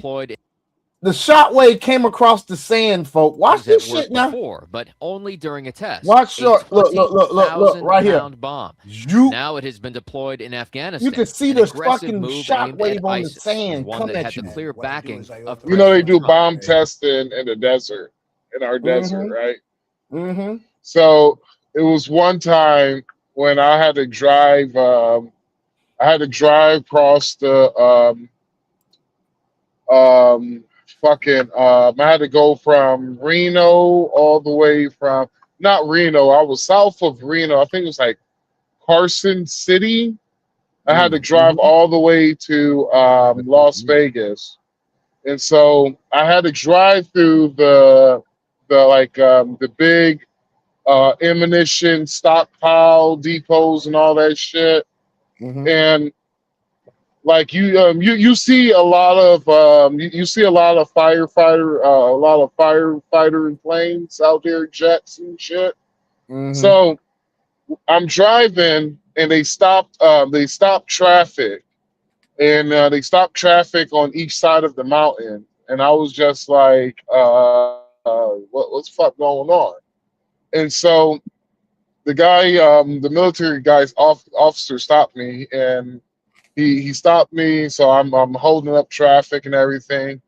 And he was like, "We're about to, you're going to be here for like a good 15 minutes." I was like, "Oh, okay. Everything okay? What's going on?" It was like an accident or something. He's like, "No, bomb tested." I don't know what the fuck it was, but he was just like, everything's okay. It's just you're about to feel a shock wave come through in the next 5 minutes. I heard a big ass boom, and shockwave hit my truck. Felt like I was fucking felt like I was gonna fucking like be knocked. My truck was gonna knock. Yeah, my truck is gonna flip over and shit. That's crazy, man. And they usually do this shit. If I remember correctly, they usually do this shit at night. No, my bad. Was it night or no? It was the daytime. Was it early morning? It was actually early morning during the daytime. So it was like around 5 o'clock, but it was sunny outside because it's fucking desert and it was summertime and shit. So yeah, that shit literally scared the fuck out of me, bro. Well, I bet But it yeah. did. Well, let's go back to this Iran claims what's going on with Strait of Hormuz closure. If this doesn't But work I out, don't know. Oh yeah, my bad. I don't know if it was the Moab, but wherever the fuck it was, that shit was powerful. They got I know it two wasn't big nuclear. Moab's the biggest. It's another one that's right up underneath it. I can't remember the name of it. It's a It's the little bunker shorter. buster bomb. Yeah, it's a little shorter. Looks fatter. Yeah, it was the one that they used Might call on. it fat. If I remember correctly, it's the one that they used on Iran last year. Mm. So Oh, that's right. yeah, that for the bunker buster for the enrichment. Yeah, it's the bunker buster. That shit, that Moab, that shit, you could feel the shockwave 10 miles away. Mm. You can see it. I'm saying, I know that much. It's killing everything. It's killing most everything within a mile radius. Yep. You're gonna be physically harmed within 2 miles of the bitch. Mm. Yeah, that shit powerful, bro. Oh yeah, without being nuclear, that shit's crazy. And here's the thing: if we was to drop a nuclear bomb, y'all, have y'all seen Nagasaki and the Hiroshima videos? I'm telling you right now, you already know we're far more advanced than we was then. We drop a nuclear bomb now, dude. See, everybody keep crying about nuclear bombs. I'm like, bruh, y'all forgetting that's 100-year-old technology. Mm-hmm. We probably got an antimatter bomb. Like the shit, literally, it's Probably got an destroying EMP bomb. it's turning everything into carbon. It's turning everything into carbon within a fucking 2 mile, maybe 3 mile radius. We probably got some shit. We probably got an EMP bomb. You know, it's basically a nuke, right? Yeah. EMP bomb. Mm-hmm. Because before like right when the nuclear right when a nuclear bomb is detonated, there's technically two shock waves, right? The first shock wave, you can't see it. It's blind to the naked eye. It's basically electric magnetic pulse. Then the second shock, is basically simultaneously. You just don't see it with your naked eye. The second one is the shock. It's the aftershock. It's the shock wave. Yeah. But I will be terrified if they ever drop the nuke. Just please have that shit recorded, bro. I want to see what that shit look like. Mm-hmm. But the aftermath is quite destructive and shit. But I'm sitting here trying to find it was someone that posted some bullshit about China supposedly having some type of laser weapon, right? Handheld laser weapon or some shit, right? And so I got into the comments and I was like, okay, check this out. You must not have been paying attention when Maduro got caught. They said the U.S. used a weapon that incapacitated everybody within a certain range, and it wasn't even fatal. The bitch had them where they couldn't fucking move. Yeah. And y'all sitting there talking about China got this, China got that. When's the last time you bought something from China? Electronic. Huh? Shit's trash. It's already been reports of Chinese rockets. Since they don't pay their people well and they don't feed them well because of communists, they're not feeding their fucking soldiers well. Best believe it. These bitches been putting water in the fuselages of the fucking rockets, y'all, mixing it with fuel. And mind you, this whole Strait of Hormuz shit, what do you think it's done to fucking China's fucking economy? And you talking about they got a weapon. Bitch, please. I bought goddamn 2 fucking drones, same brand, same model, Chinese drones off the internet. My ex-wife bought these bitches. The damn remotes to each of the drones could control the other motherfucker. So in other words, my sons could not play with these bitches together, or they would fucking basically mess up each other's fucking drone, and they couldn't control it. They'd lose control of the shit. I seen the shit happen twice. Cause my ex-wife with her cheap ass. Excuse me, I'm not trying to talk bad about her, but she's very frugal. This motherfucker kept buying these goddamn Temu whatever motherfucking drones, and the shit kept having the same fucking problem. I was like, what the fuck is this? Why the fuck does this shit keep doing this shit? Oh, it's made in fucking China. You got to buy them 2 different goddamn brands of drones. Shit's crazy, man. Come on, let's keep going. Israel's fault. Listen to this. You're one sentence away from launching your. I promise, man. If I can remember, dude, I will get the ad-free shit. I will. It's going to be something we're just going to have to continuously manage to ensure that, Israel and Lebanon are both safe and secure. The big problem is that you have somebody will shoot and then somebody will respond, and you kind of have a chicken and egg problem where you just got to stop the shooting for long enough to get the ceasefire to hold. So is that a fair point that really, if this all blows up, it's the Israelis? No, and I didn't hear it that way. I heard the chicken and egg, which is not a great analogy because If it blows up, it's the Israelis and Hezbollah, because they both keep fucking firing at each other and won't fucking stop. I put more to blame on Hezbollah, but still. Hezbollah is a terrorist occupying force in Lebanon. Israel had to go in and defend Israel's territory. The president has blessed that. I think the vice president I hope he's studying Ronald Reagan in Reykjavik in 1986, because sometime a disaster of a summit can turn into a big geostrategic political win. So if he walks away from Switzerland and said, these are idiots, these are lunatics, we can't deal with them, I think that increases his stock, because that's the actual truth. We know that the IRGC and the mullahs are nuts and they're lunatics, as the president has said, as Secretary Rubio has said. So I think it could blow up, and to his advantage. What isn't to his advantage is blaming our closest ally, most important ally in the world, Israel, for any of this, because it's not their fault. It's the Iranian terrorist proxy, Hezbollah, that refuses to disengage. Yeah, of course you don't say it's Israel's fault. I'm just saying, though, but you know the truth. The motherfuckers won't stop shooting at each other. And it seems like It's like Hezbollah would do it because they're Hezbollah and they're crazy as shit.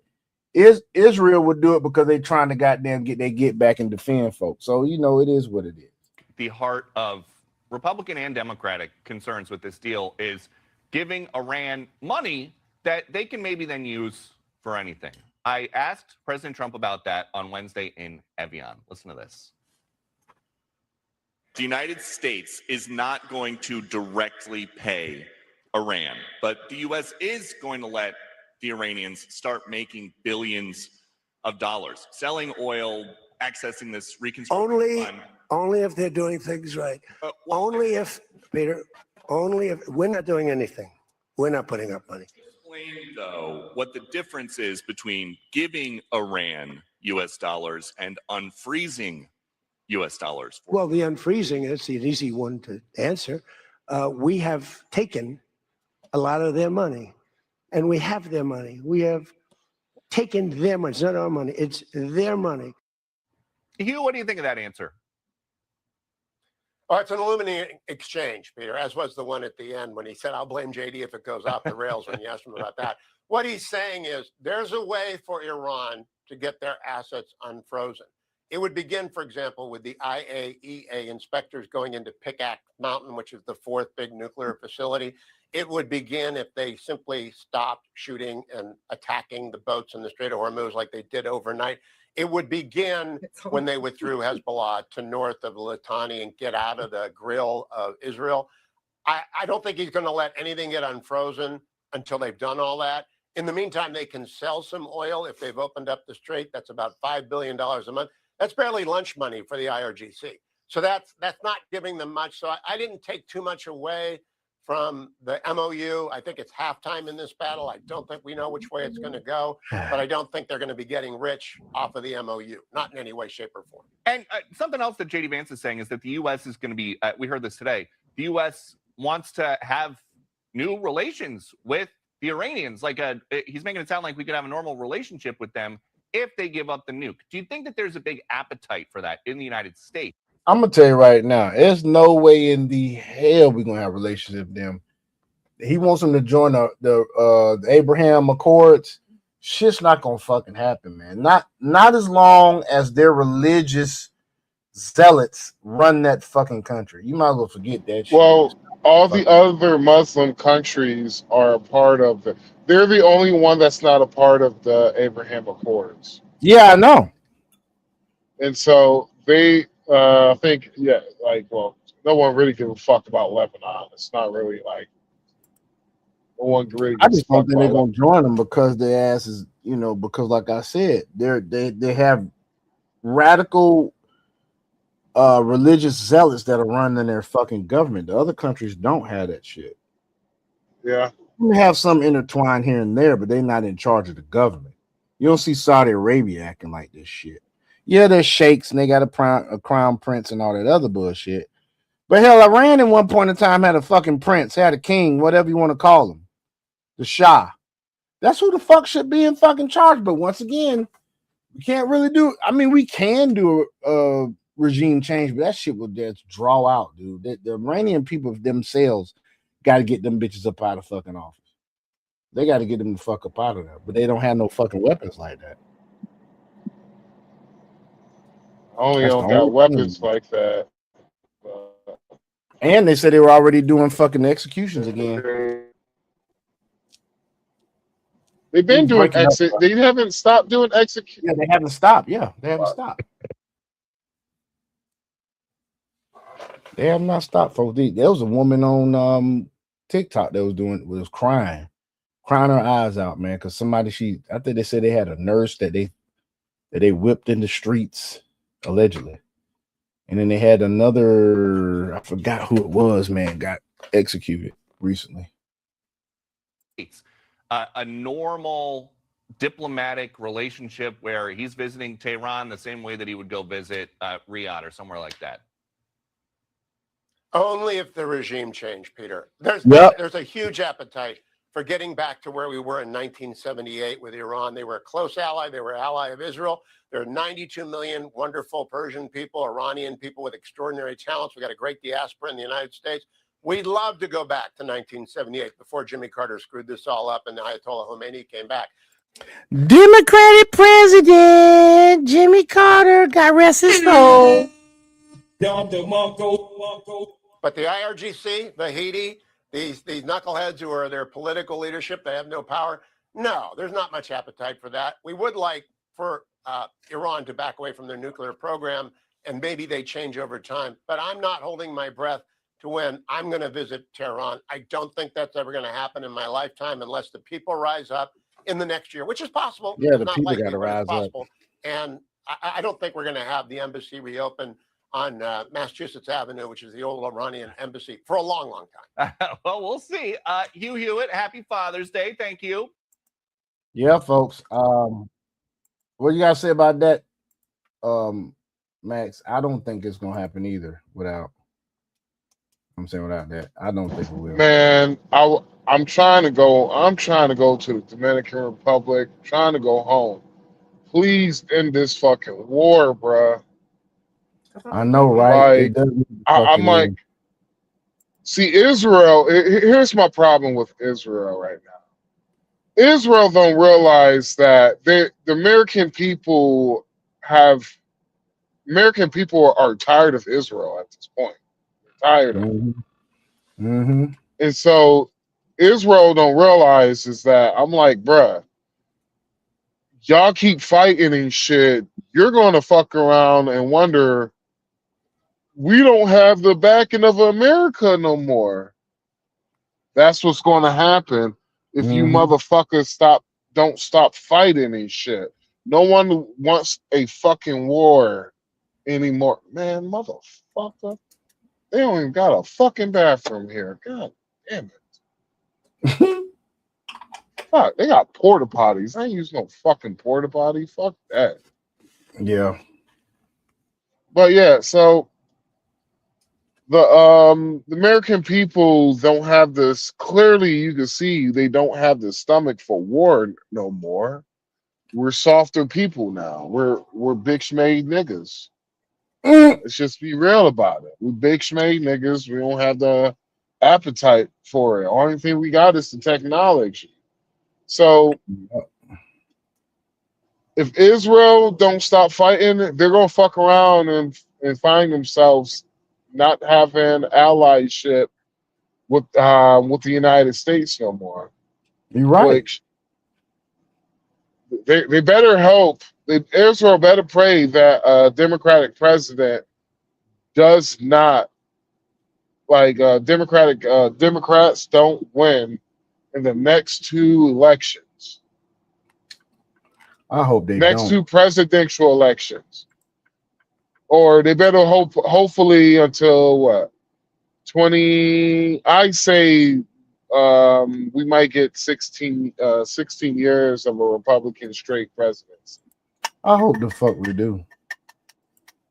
And I really so hope I the fuck we see do. I see that I do see that shit happening because it's how crazy the Democrats have become.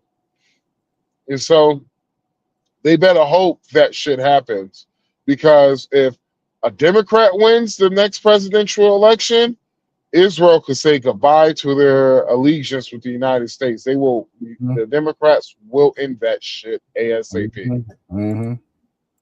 Speaking of Democrats, right? I was doing a little research today. You know how the black community and shit talk all this shit about Republican this, Republican that. How about so you know when the crack epidemic hit the black community, dude, and you know what I'm saying, cocaine.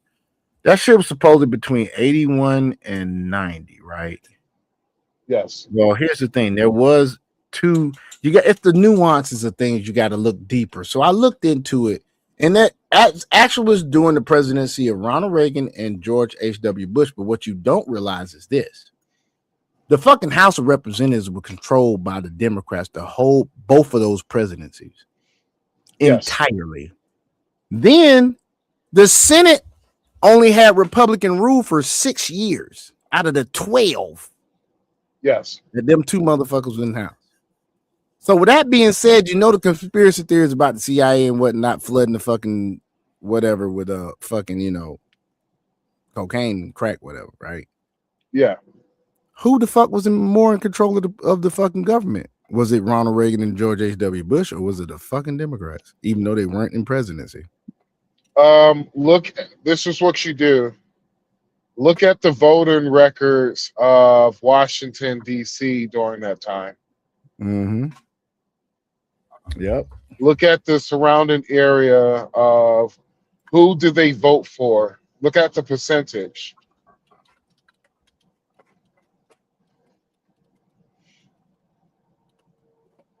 Because these unelected bureaucrats that they talk about a lot, they're not talking about Republicans. They're talking about Democrats. Oh, yeah. Guys, they got a congressional voting, what's it called? There's a tracking Congress and the White House, govtrack.usa. I wonder if it'll let you do.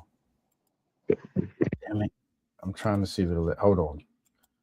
That shit goes back a long way. That shit goes all the way back to 1789. Shit.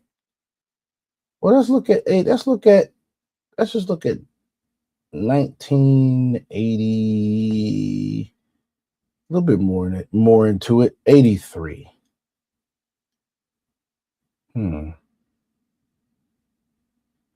498 in the House to agree to a conference report on fiscal year appropriation for the Department of Defense. That's not what we're looking for. It's a lot of shit. I can't go through all of this, folks, but you can find I'll basically say this, folks. You can find the voting records of your congressman and senator through govtrack.us. Just let you know.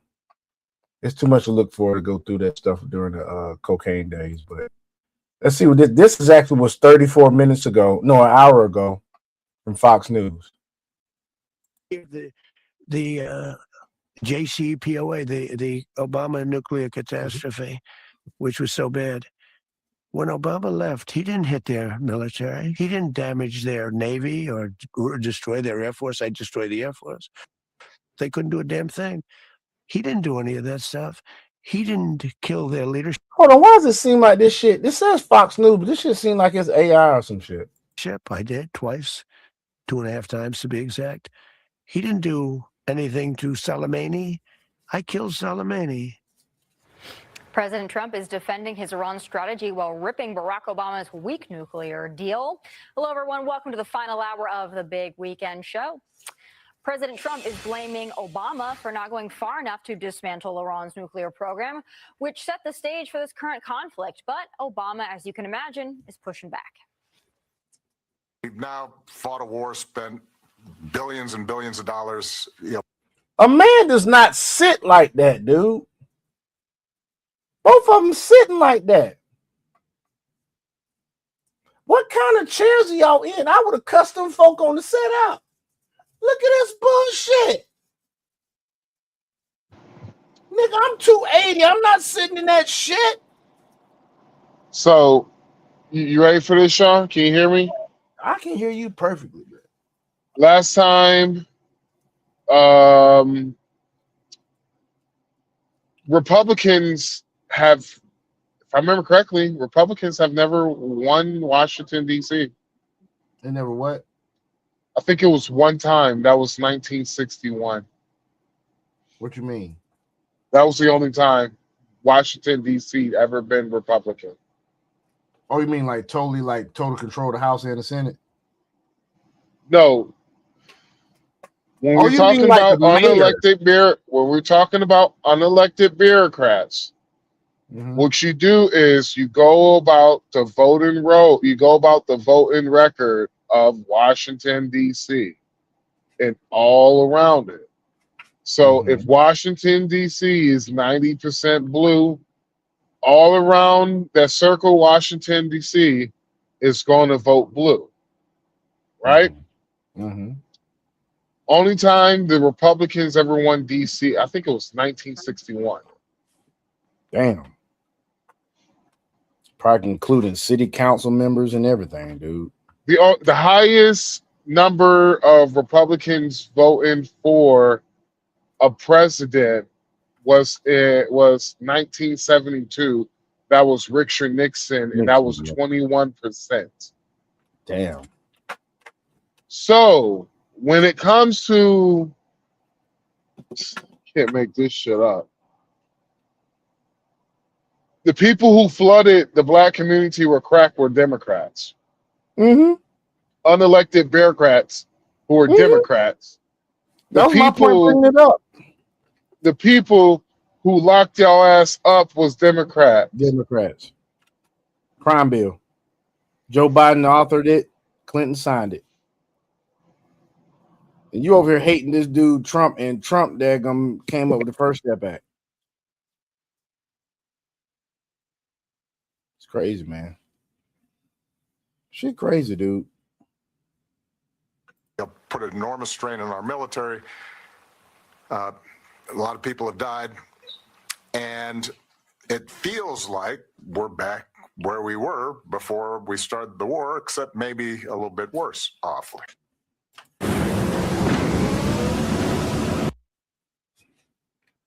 What the fuck are you talking about, Obama? So what did former President Obama's Iran deal actually do? Well, Joey Jones is at the big board to break it all down. Yeah, guys. Hey, listen, we're at the big board. I've even got a bigger iPad this time, so we're going to try to get this done. So some of the things that kind of stand out, and when compared to what's happening now about this, is that every single limitation or every single restriction on Iran under the JCPOA timed out. Some of them as few as 5 to 7 years, some of them as long as 25 to 30 years, but every single stipulation timed out. I want to hit only the big points. Y'all see this shit? They had a 10 to 15 year fucking expiration on fucking the deal. Mind you, let's say he made it in his first term. That means that shit goes out before, like right after you get out of fucking office. So you kicking the shit down the fucking road. You got Ford Road nuclear facility closed for 15 years. Like, bitch, what kind of bull? 15 years? How about closed permanently? How about that? How about the deal not expiring? How about that? The fuck, man? Up to 300 kilograms of nuclear material. Up to 3.67% enriched uranium.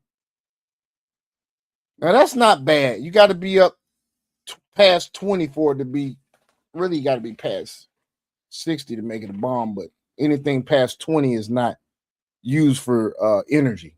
There's no need for it. Because you can't really juxtapose a finished negotiated deal that has fine details with a memorandum of understanding that doesn't. So, but I do want to give people an idea of how these are different and how they're similar. So it said, up to 300 kilograms of nuclear material. The level of enrichment was stipulated, and then how they were going to monitor it. It said the IAEA would watch over Iran's nuclear program, but even that was limited to, a certain amount of time. It was limited on years as far as who was allowed in and when. Iran had a lot of say over that. That was one of the biggest complaints, was the way Iran was going to do it. You really wouldn't have a chance to overlook things. The deal itself expired in 10 to 15 years. So even if there were parts of it that lasted 25 years, after 10 to 15 years, would it matter? But some of the things, the enrichment limitations, only 10 to 15 years. They had, for 15 years, they could keep that stockpile of 3.67% enriched uranium, knowing that they had uranium enriched much more than that. And then also the sanctions, they ultimately were going to relieve the same sanctions that we're talking about doing now. The difference is they had it stipulated line by line, and J.D. Vance has said things like, if they perform well, because we don't have an ironed out deal yet, but they were relieving sanctions on oil and gas, relieving sanctions on banking, and other stuff to include certain individuals that had sanctions against them. Most of those people are dead now, so that part doesn't really apply to this one. So that's what you're looking at. And then they were blocking supposedly routes to get plutonium, which is the enriched uranium, plutonium-239. But basically, all of that is kind of taken care of in this deal, and we'll explain that too. So Joey, what was Iran's uranium and nuclear stockpile before the Obama deal compared to now? Yeah, so here's something that Democrats might use as their own talking point, but I want to explain how it isn't. So what we knew of in February of 2014 was 161 kilograms of uranium. We call it yellow cake. So what this is, that's a pile of the yellow cake on like a mirror. So it's making a triangle, really a little pyramid. And so that's what we knew about. And then you look, and from 2014 to 2026, 441 kilograms. So it pretty much tripled, almost quadrupled in that. Yeah, that shit almost quadrupled. More. The reason why I'm pointing that out is they had no intention of stopping their enrichment program.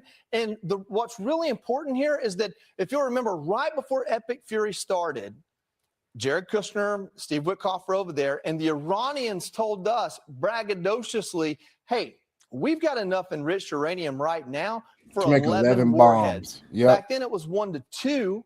And the reason why I point that out is you don't do that in that amount of time, because President Trump backed out of the JCPOA in 2020, or in, what was it, 2024, 23. I can't remember the year. We'll get that. I'll post it online. But you don't do that in basically 10 years and say that you were abiding by it to begin with. In other words, the amount of growth is evidence that they weren't abiding by the JCPOA, which is why President Trump felt like this is something that needed to be dealt with Operation Midnight Hammer, and we can talk about that in a second. Wow, those are some really alarming stats that you've got there, Joey. And I want to find out more from you about, what Iran's new. Guys, that is 972.239 pounds of uranium. That 441 kilograms. Let's see how much 100. Okay. How much is 161 kilograms in pounds? It's 300. Yeah, that shit tripled. 354 pounds of uranium. Nuclear facilities, their ability to enrich that uranium looked like, before the Obama deal, during the Obama deal, compared to now. Yeah, this is perhaps my favorite stat that we can do. 2014, the Fordo facility. Everybody's heard us talk about it. It was one of the facilities that was bombed in Operation Midnight Hammer. So in the JCPOA, the Fordo facility was going to be converted to a research facility for stable isotope production with Russian cooperation, because of course they're great, great allies. And it was going to be for 15 years, you would not have uranium there. Under Operation Midnight Hammer, the Fordo facility it's a desert. It doesn't exist. Whatever enriched uranium is there is buried so far, you can't get to it. Only we can. Even the Iranians have admitted to that. So the JCPOA allowed this facility to continue to operate. And honestly, there was no chance in the world that they wouldn't continue to enrich uranium there or somewhere else. This is the greatest visual example of the difference between a deal on paper that has no teeth and what teeth look like, which are giant bombs that only we can deliver on a 36-hour round-trip mission. Joey, what issues does the signed MOU cover now? And what issues are still being negotiated? Yeah, so this is something that I really wanted to do. So I took the 14-point plan and I lined them out, numbered them, and then you get down to point 13, and it literally says, these points are immediate, these points exclusively will be negotiated. So I wanted to show people why this MOU is a little bit easier to understand and better than a lot of even conservatives are analyzing it. Because if you go through the plan and pull out the things that are immediate, it's something like U.S. stops military operations, but it's actually U.S. and Iran stop military operations. It says, and in Lebanon. So right there off the top, Iran's already breaking the immediate. So are we bound to immediates? Hey, once again, folks, like I told y'all ass before, fucking Sharia law. Hey, Max, you there? Yeah, I'm here. Max, they fucking lied again. They told a fucking true lie, Max. Yeah. The Iranians said they had enough for 11 bombs. You know how much they really had enough for? If you just take 441 kilograms, make it into pounds, it's 55 pounds per bomb. Motherfucker, and I had to do it in imperial measurement because we're in America and we don't do the metric shit. I don't know why we don't. Dude, that's 17.67 nuclear bombs. So basically 18 bombs, nigga. Yep. Not 11. Yep. So that shows you that fucking Turkey, they fucking lie. You can't believe shit come out. You got to fact check everything they fucking say. It's like I was having an argument with a fucking Muslim from damn it, not Tanzania, but Tunisia, something like that. Tunisia. Tunisia, that's where he's from. Tunisia. That's like, and he's Muslim and shit. North Africa. He's Muslim. Mm-hmm. And so I was having a conversation with him, and I had a homie over. It was a conversation I wasn't trying to have, and the reason why I wasn't trying to have this conversation with him is because I'm like, bruh, I dealt with you Muslim motherfuckers all my life. You guys are fucking liars. All the fucking time. Like, you are fucking liars, bruh. Like, you are not truthful. That's what they And do. so, they're allowed to do it. This motherfucker, he's literally trying to sit here and tell me that he left his country to come to the United States to complain about every fucking president. Every president since he's been here. And he got me in, and I had to tell him, I was like, bro, can I be really honest with you? You're not going to like what I'm about to say. He was like, sure. There's a reason why people say They want to deport all Muslims, non-American. They want to deport all non-American Muslims out of the country. All foreign Muslims, they want to deport them. And I'll be real with you, bro. I don't blame them that they felt that way. Y'all not honest actors. Seriously, y'all not honest.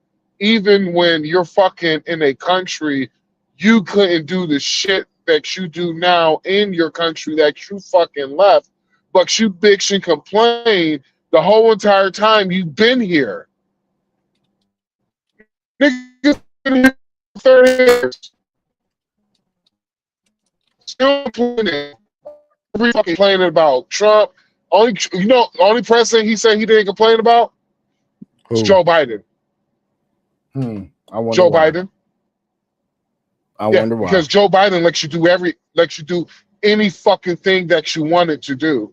There's a reason why. If you go in certain places inside the United States of America, you're wondering what the fuck. Like, okay, I understand. If you go to Atlanta, there's a lot of black people in Atlanta. I understand that shit. Black people been here since the beginning of the fucking country. True? Mm-hmm. You're telling me there's towns all across America that is Muslim-only towns. Mm-hmm. How the fuck does that happen? Mm-hmm. But these are the same people that votes Democrat, but the Sharia law that they follow go against a lot of the shit of the Democrats do. Literally, a Muslim guy during the interview said the reason why they go for the Democrats is because they feel Democrats are the weaker party, and so it's easy to take over when the weak controls everything. Look at Dearborn, Michigan. I remember when Dearborn, Michigan, where there was a lot of white folks in Dearborn, Michigan. That shit is fucking. That it is little Dubai over there in Dearborn, Michigan. Remember, guys, I've been driving trucks for 14 years. They got Islamic writing on the badges of the policemen in that city. Oh, yeah. I remember when Dearborn, Michigan was mainly fucking white. Yep. Then one day, yeah, and these. Remember when I said the story earlier about the Minnesota chick? That's why I told her, and I told her, I was like, "Ma'am, you are a fucking white woman. Do you think you are built living in your do you think you are built to live in your city being a minority? You ain't built for that shit. You don't even fucking know what it's like to not be the dominant race in your own fucking city. And you loud motherfuckers who really don't give a shit about you to take over. Not only they took over, but you don't give a fuck about what they're going to do to you. Then you want to call me a racist? I'm like, no, I ain't fucking being racist. That's you being fucking ignorant. At least as a black man, I know, at least you know my plight against you is. True? Mm-hmm. You know my problem against what most black people problem is against white people, but it didn't make no fucking sense, man. It was how much she was defending these motherfuckers. And I was like, billions of dollars in medic fraud. Like all this fraud shit that you have been seeing, bruh, they all met the same fucking requirements, bruh. A lot of this fucking fraud, Somalis, they're fucking Muslims. Mm-hmm. A lot of these fucking fraud, you see a good amount of fraud are coming from Muslims. The fraud that happened, and maybe I might be biased because I have had problems with Muslims all my life. So maybe I might be biased. But I have friends who are Muslims. I don't hate them. They are American-born Muslims. And they're the same ones that told me about what the Muslims do. They're the ones that basically put me on game about what the Muslims do. They all have said the same thing. They're not fucking honest people. They lie all the time. Mm-hmm. And what's crazy is I was just reading up on tequila. It wasn't originally meant to be used in deception, but they're using it in deception. And that's based off the Quran. Yeah, it's because of the fact that you're supposed to go out and spread the word of Islam. True? That's what it says, yo. But it also says that originally it was meant to be where you conceal your faith in order to save your life. Yep. But now it's been twisted around now. And now these modern Muslims, these Shias, more importantly the Shia, because it says specifically the Shia Muslims, are the ones that enact it more than anything else. And they also allow it to be used against themselves, which is really crazy. So now you are, Allah is saying it's okay for you to lie to your fellow Muslim. And Shia, the Shia sect beliefs. So now reading right about it. I was reading about it. And guess what? I was reading it from a fucking article written by Islamists. I guess that's how you say that shit. It says Dr. Othman El Koshtol, diplomat and Islamologist. You see how quickly they took over Europe? Mm-hmm. Taqiyya. Tequila. Like Europe, like what? They took over Europe. They got them kids in motherfucking England eating halal meat in the cafeterias in the school, man. Do you hear what I'm saying, man? Shit. And people, and the reason why, there's a reason why people didn't like Barack Obama. Like a lot of the shit they had a problem with Barack Obama wound up becoming true. It just didn't happen the way that they said it was going to completely happen. Because before Barack Obama took over, there wasn't a lot of Muslims in whatchamacallit. There was not a lot of Muslims inside Europe before Barack Obama became president. Look at it now. Look at this shit here, dog. Oh, what is that? In London. Matter of fact, let me before I show this. Fuck that. Before I show this. Fuck allergies, bro. Fucking allergies. Okay, what are the number of schools in London where the lunch menu has halal meat? No official up-to-date count. Okay, so there is no official up-to-date count of how many schools will provide halal meat in their lunch menu. They do not collect or post the data. Okay. Schools and colleges serving halal meat. School address, Berkshire. Yeah. And parents informed. Only 3, 4, 5, 6, 7, 8, 9, 10, 11. 11 schools in London Supposedly, yep, in London. Understand nobody organization. In London, 11 schools in London where they inform the parents that they're serving halal meat in the school, right?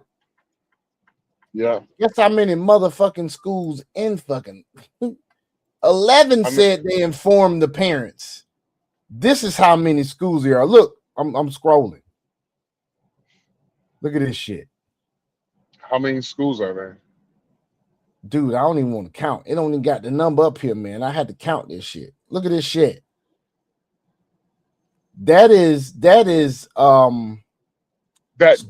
serve halal meat or that do? Schools confirmed to be serving halal meat only. Certifying body, HMC, are parents informed. So only 11 schools out of all these schools you see me scrolling, dog. Yeah. Only 11 schools inform the parents that they're serving halal meat. Why is that important, Wildcat? Okay, Wildcat peoples, Wildcat Nation, three-man podcast nation. I'll tell you why that's motherfucking important. When you read this shit right here. Meat is considered halal in Islam when it's permissible according to Islamic law, slaughtered with the correct method, and invoked with the name of Allah at the time of slaughter. They sacrificing the damn animals in the name of Allah. You being a Christian, if you are a Christian and you eat halal meat, that's why you better pray over your food. I ain't gonna fucking lie. I'm gonna be transparent right now. When I was married to my ex is Nigerian. There was a motherfucking African store around the corner from where we used to live, and we used to go get halal goat, halal chicken, them little fucking wild goddamn chickens and shit that them Africans like to eat shit. So I had to goddamn pray over that shit. I didn't know this shit till this year, nigga. I didn't know halal meat was sacrificed to Allah, bruh. Yeah. It says it's in Islam. Halal means permissible or lawful. For meat to be considered halal, it must come from animals that are allowed according to Sharia, Islamic law. And it must be slaughtered in a ritual manner called dihabiha. Meat from animals prohibited in Islam, such as pork or carnivorous animals, is automatically considered haram, forbidden. Yeah. So any cows, sheep, goats, poultry. They didn't say fish. Predatory animals or certain prohibited species are not halal. Invoking the name of Allah. The person performing the slaughter must recite Bismillah. So they reciting a curse over the motherfucking food in the name of Allah. And at the moment of killing, this acknowledges the life is sacrificed and that the act follows divine instructions. Ain't that some shit, y'all? Now I'm pretty sure they drain the shit. They probably clean the shit very right. That's not what the point is. The point is the spiritual realm. You know, we wrestle not with flesh and blood, but with principalities. Yeah. You know what I'm saying? That's spiritual shit. They are fucking saying a prayer over food, man. And y'all and all of these motherfucking schools in London. And you know it's Christians in these schools. Then you got the independent schools. There's 2 independent schools with no certifying body. But all of this is schools. Look at this shit. Ginger snap. Look at this shit. It's a lot of motherfucking schools, man. This is ridiculous. All these fucking schools serve halal meat. And I'm sorry I got y'all off on that motherfucking tangent, but these motherfuckers ain't gonna stop. These motherfuckers ain't gonna stop. You're gonna have to do something to these. You're gonna have to do something outrageous to these motherfuckers, dude. It's gonna have to be a regime change. Says we're gonna end the block, but it's gonna be up to the Iranian people. But I'm trying to tell you, if we hadn't done what we did in Iraq, we could have had some goddamn patience for this. Nobody gonna give the guy. I don't think anybody would be cool with him putting boots on the ground and going in there. unless they had such a plan so off the chain that they damn perform that shit like they did Maduro arrest. Yes, folks, it was a fucking arrest. It wasn't a fucking kidnapping. You dumb fucks. It was a fucking arrest. Unless they could do some shit like they did with Maduro, nigga. Shit. I wouldn't put boots on the ground. Blockade, but we're going to take 30 days to do it because you, Iran, have to help us demine because you put them out there. You take the risk of pulling them out. You, Iran, will do safe passage of commercial vessels. Now, that's the one point in this MOU that I had trouble understanding why we allowed them to put there would be no tolls for the 60 days only. So it kind of opens the door, almost a promissory of could they do tolls again. But President Trump posted, hey, we might be the ones doing the tolls because we're the guardian angels here. It says the U.S. would issue waivers for Iran to export oil and then unfreeze assets. But the unfreeze assets in that MOU says how they do that will be ironed out in this negotiation. So it's not automatic like people are interpreting it. But then the things that have to be negotiated, this is the meat and potatoes. And what I'm learning here and what most people should say is this is a 60-day ceasefire with a little bit of goodwill on paper. We're finding out what the deal that would be compared to JCPOA is through this negotiation. It doesn't exist yet. So it's respect each other's sovereignty. I think that has to do with cyber attacks and maybe, trying to assassinate the president like Iran has done. Iran would have no nuclear weapons. Obviously, already Iran's saying that they're not exactly on board with that. So we'll figure that out. It extends, it maintains the status quo nuclear program. So basically it says for next 60 days, don't you try to go get your dust out of Fordo and these other facilities. Don't you go try to a centrifuge. The $300 billion for reconstruction. Again, this is something. What's up, bro? Man, I'm gonna have to end it off, bro. Okay. I think I just came down for cold and shit. Damn, dude. You hear me sniffing? Yeah. Yeah, I can hear you, man. Well, I'm just gonna play this out and end the live, bro. All right, bro. Hope you feel better, man. It's still My to be bad, bro. negotiated. That last 30 minutes was hard as fuck, bro. I know, man. It's all good, man. It's all good, man. All right, everybody. Peace out, y'all. I think it's just Alex just got us all kicked it. Huh.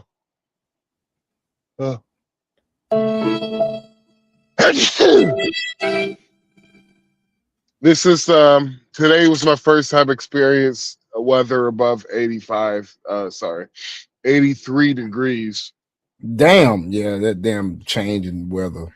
It's so yeah, it's just fucking me right now. But all right, man. Too bad you can't have like one of them little mist machines, them little vapor machines. Bless you while you sleep. That would be cool, bro. All right, man. I hope you feel better, man. Like I said, I'm gonna finish this out, then we're gonna goddamn end the live, folks. We'll see what else they say. Peace say out, bye. Peace out. Now our government, the administration is saying we're not putting that money in there. If we can get them to agree to all these other things, maybe some other countries want to invest in them and make some money off of a growing economy. The sanctions, seeking a United Nations Security Council resolution worth its weight in paper, probably, and then a mechanism to implement the final deal. The point here is simply there are two sides to this MOU. There's the little things we'll do now to keep from being in a hot war. And then there's all this other stuff that still has to be negotiated. Maybe we all jumped the shark a little bit in applauding this as peace, but it was a step towards peace that didn't include killing more people. And it leaves all the important things still to be negotiated. What the MOU did is it outlined more so what we would do because we're the legitimate country here. And now they're in there negotiating, trying to pin down what we're going to make Iran do or make them promise to do in order for any of this stuff to ever come to fruition. I have no idea if peace with Iran comes out of this, but I know that all these concessions Democrats are complaining about, they're not coming to fruition anytime soon until this deal is ironed out and we see what they're willing to do. Well, you heard it here, folks. Everything we've talked about tonight. I just want to close out with this. When I talk about Muslims, I'm not talking about all Muslims, okay? You have some very good Muslims, some very good people, but I'm talking about these radical Muslims. Those are the ones that will practice for sure some to kill. And Takia could be anything like, you know, pretending to be, oh, I don't know, peaceful when you're not. Pretending to be, you know, all patriotic and then run for office and then get in there and only look after your community. Things like that. You know, smile in your face, do something else behind your back. Have a wine goddamn company with no motherfucking inventory. You know, do shit like that.